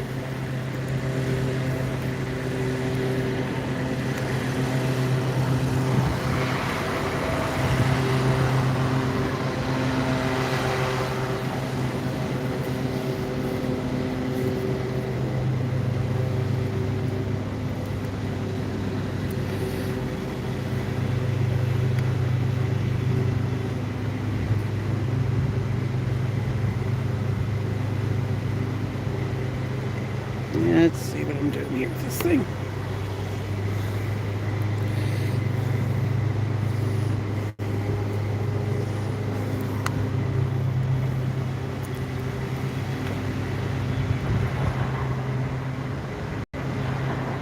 This is nice little area.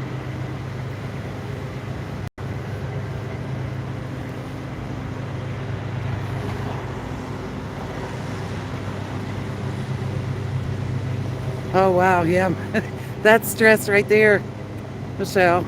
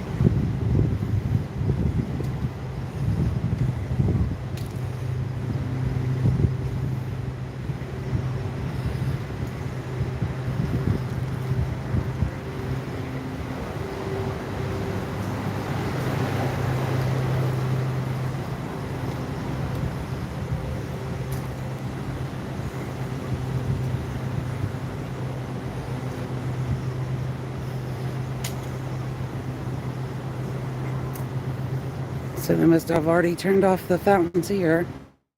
You're welcome, Michelle. Thank you for you guys doing what you do. We all sticking together is the only way we're gonna ever get anything done. The Columbus Foundation.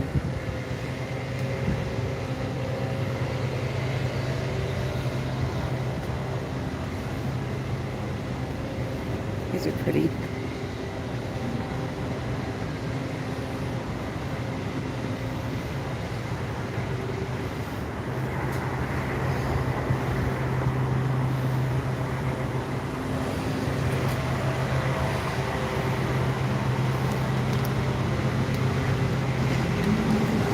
They actually see. Nice.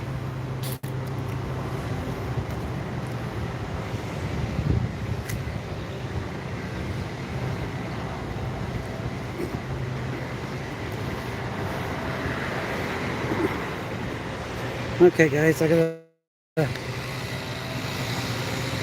My alarm just went off for me to pay for my parking. So, not quite to my van yet. Let's get you guys here.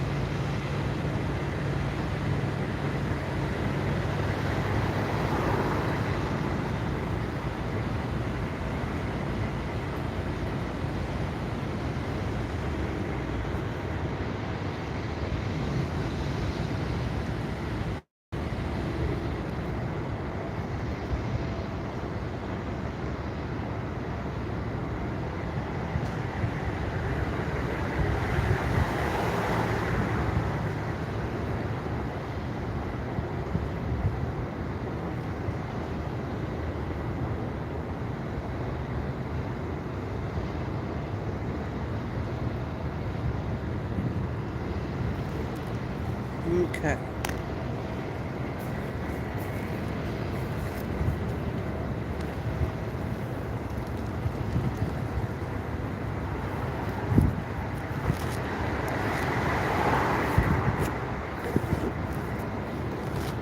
Okay.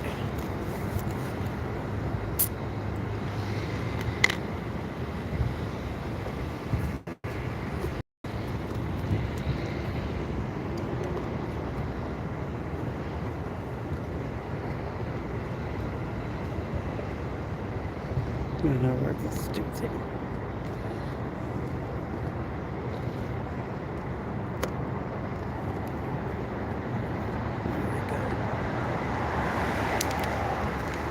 Okay.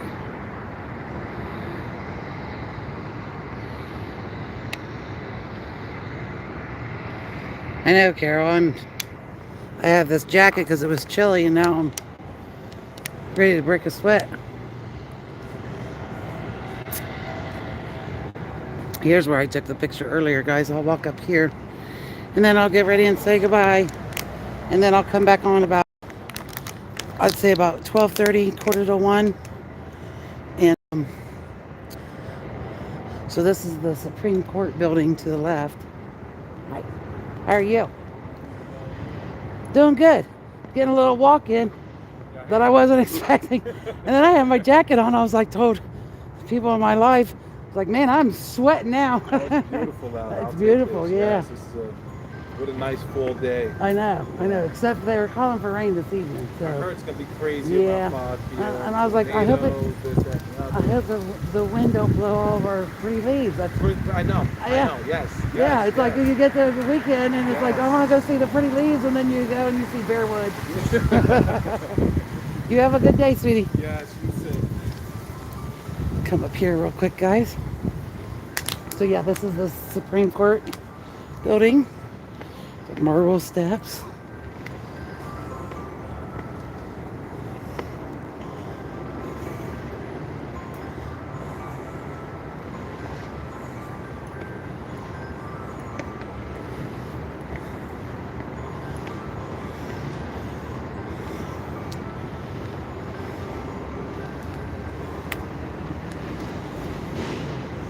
Not sure what that building is.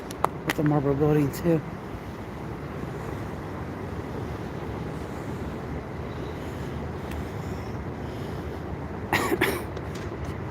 Okay.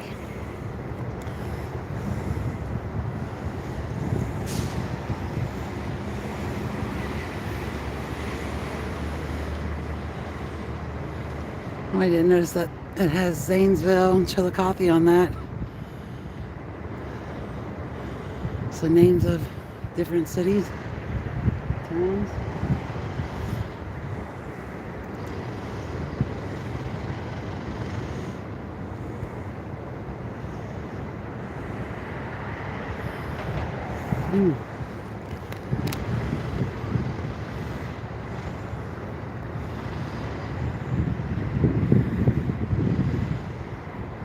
The lady Buckeye for governor. Oh, geez. Okay, Michelle.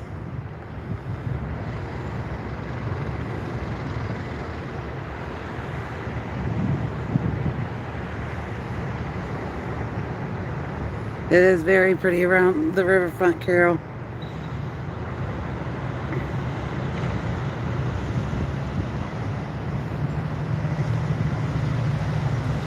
Yes, it was, Tyler. It was our very first state capital.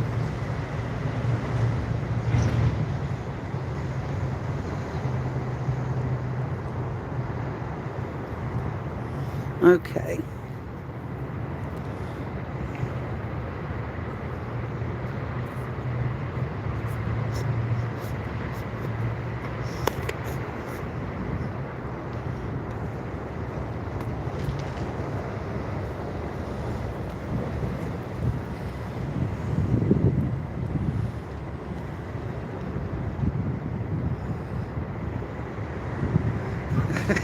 Yeah, we would wake them up all right.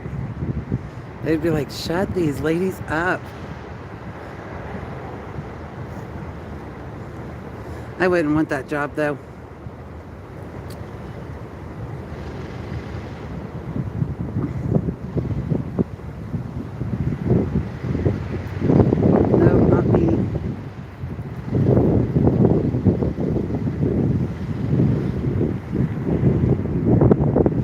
Okay, guys. So I'm gonna get ready and get off here, and I will be back about 12:30. Hope you guys have a great day, and see you soon. Love you guys. God bless.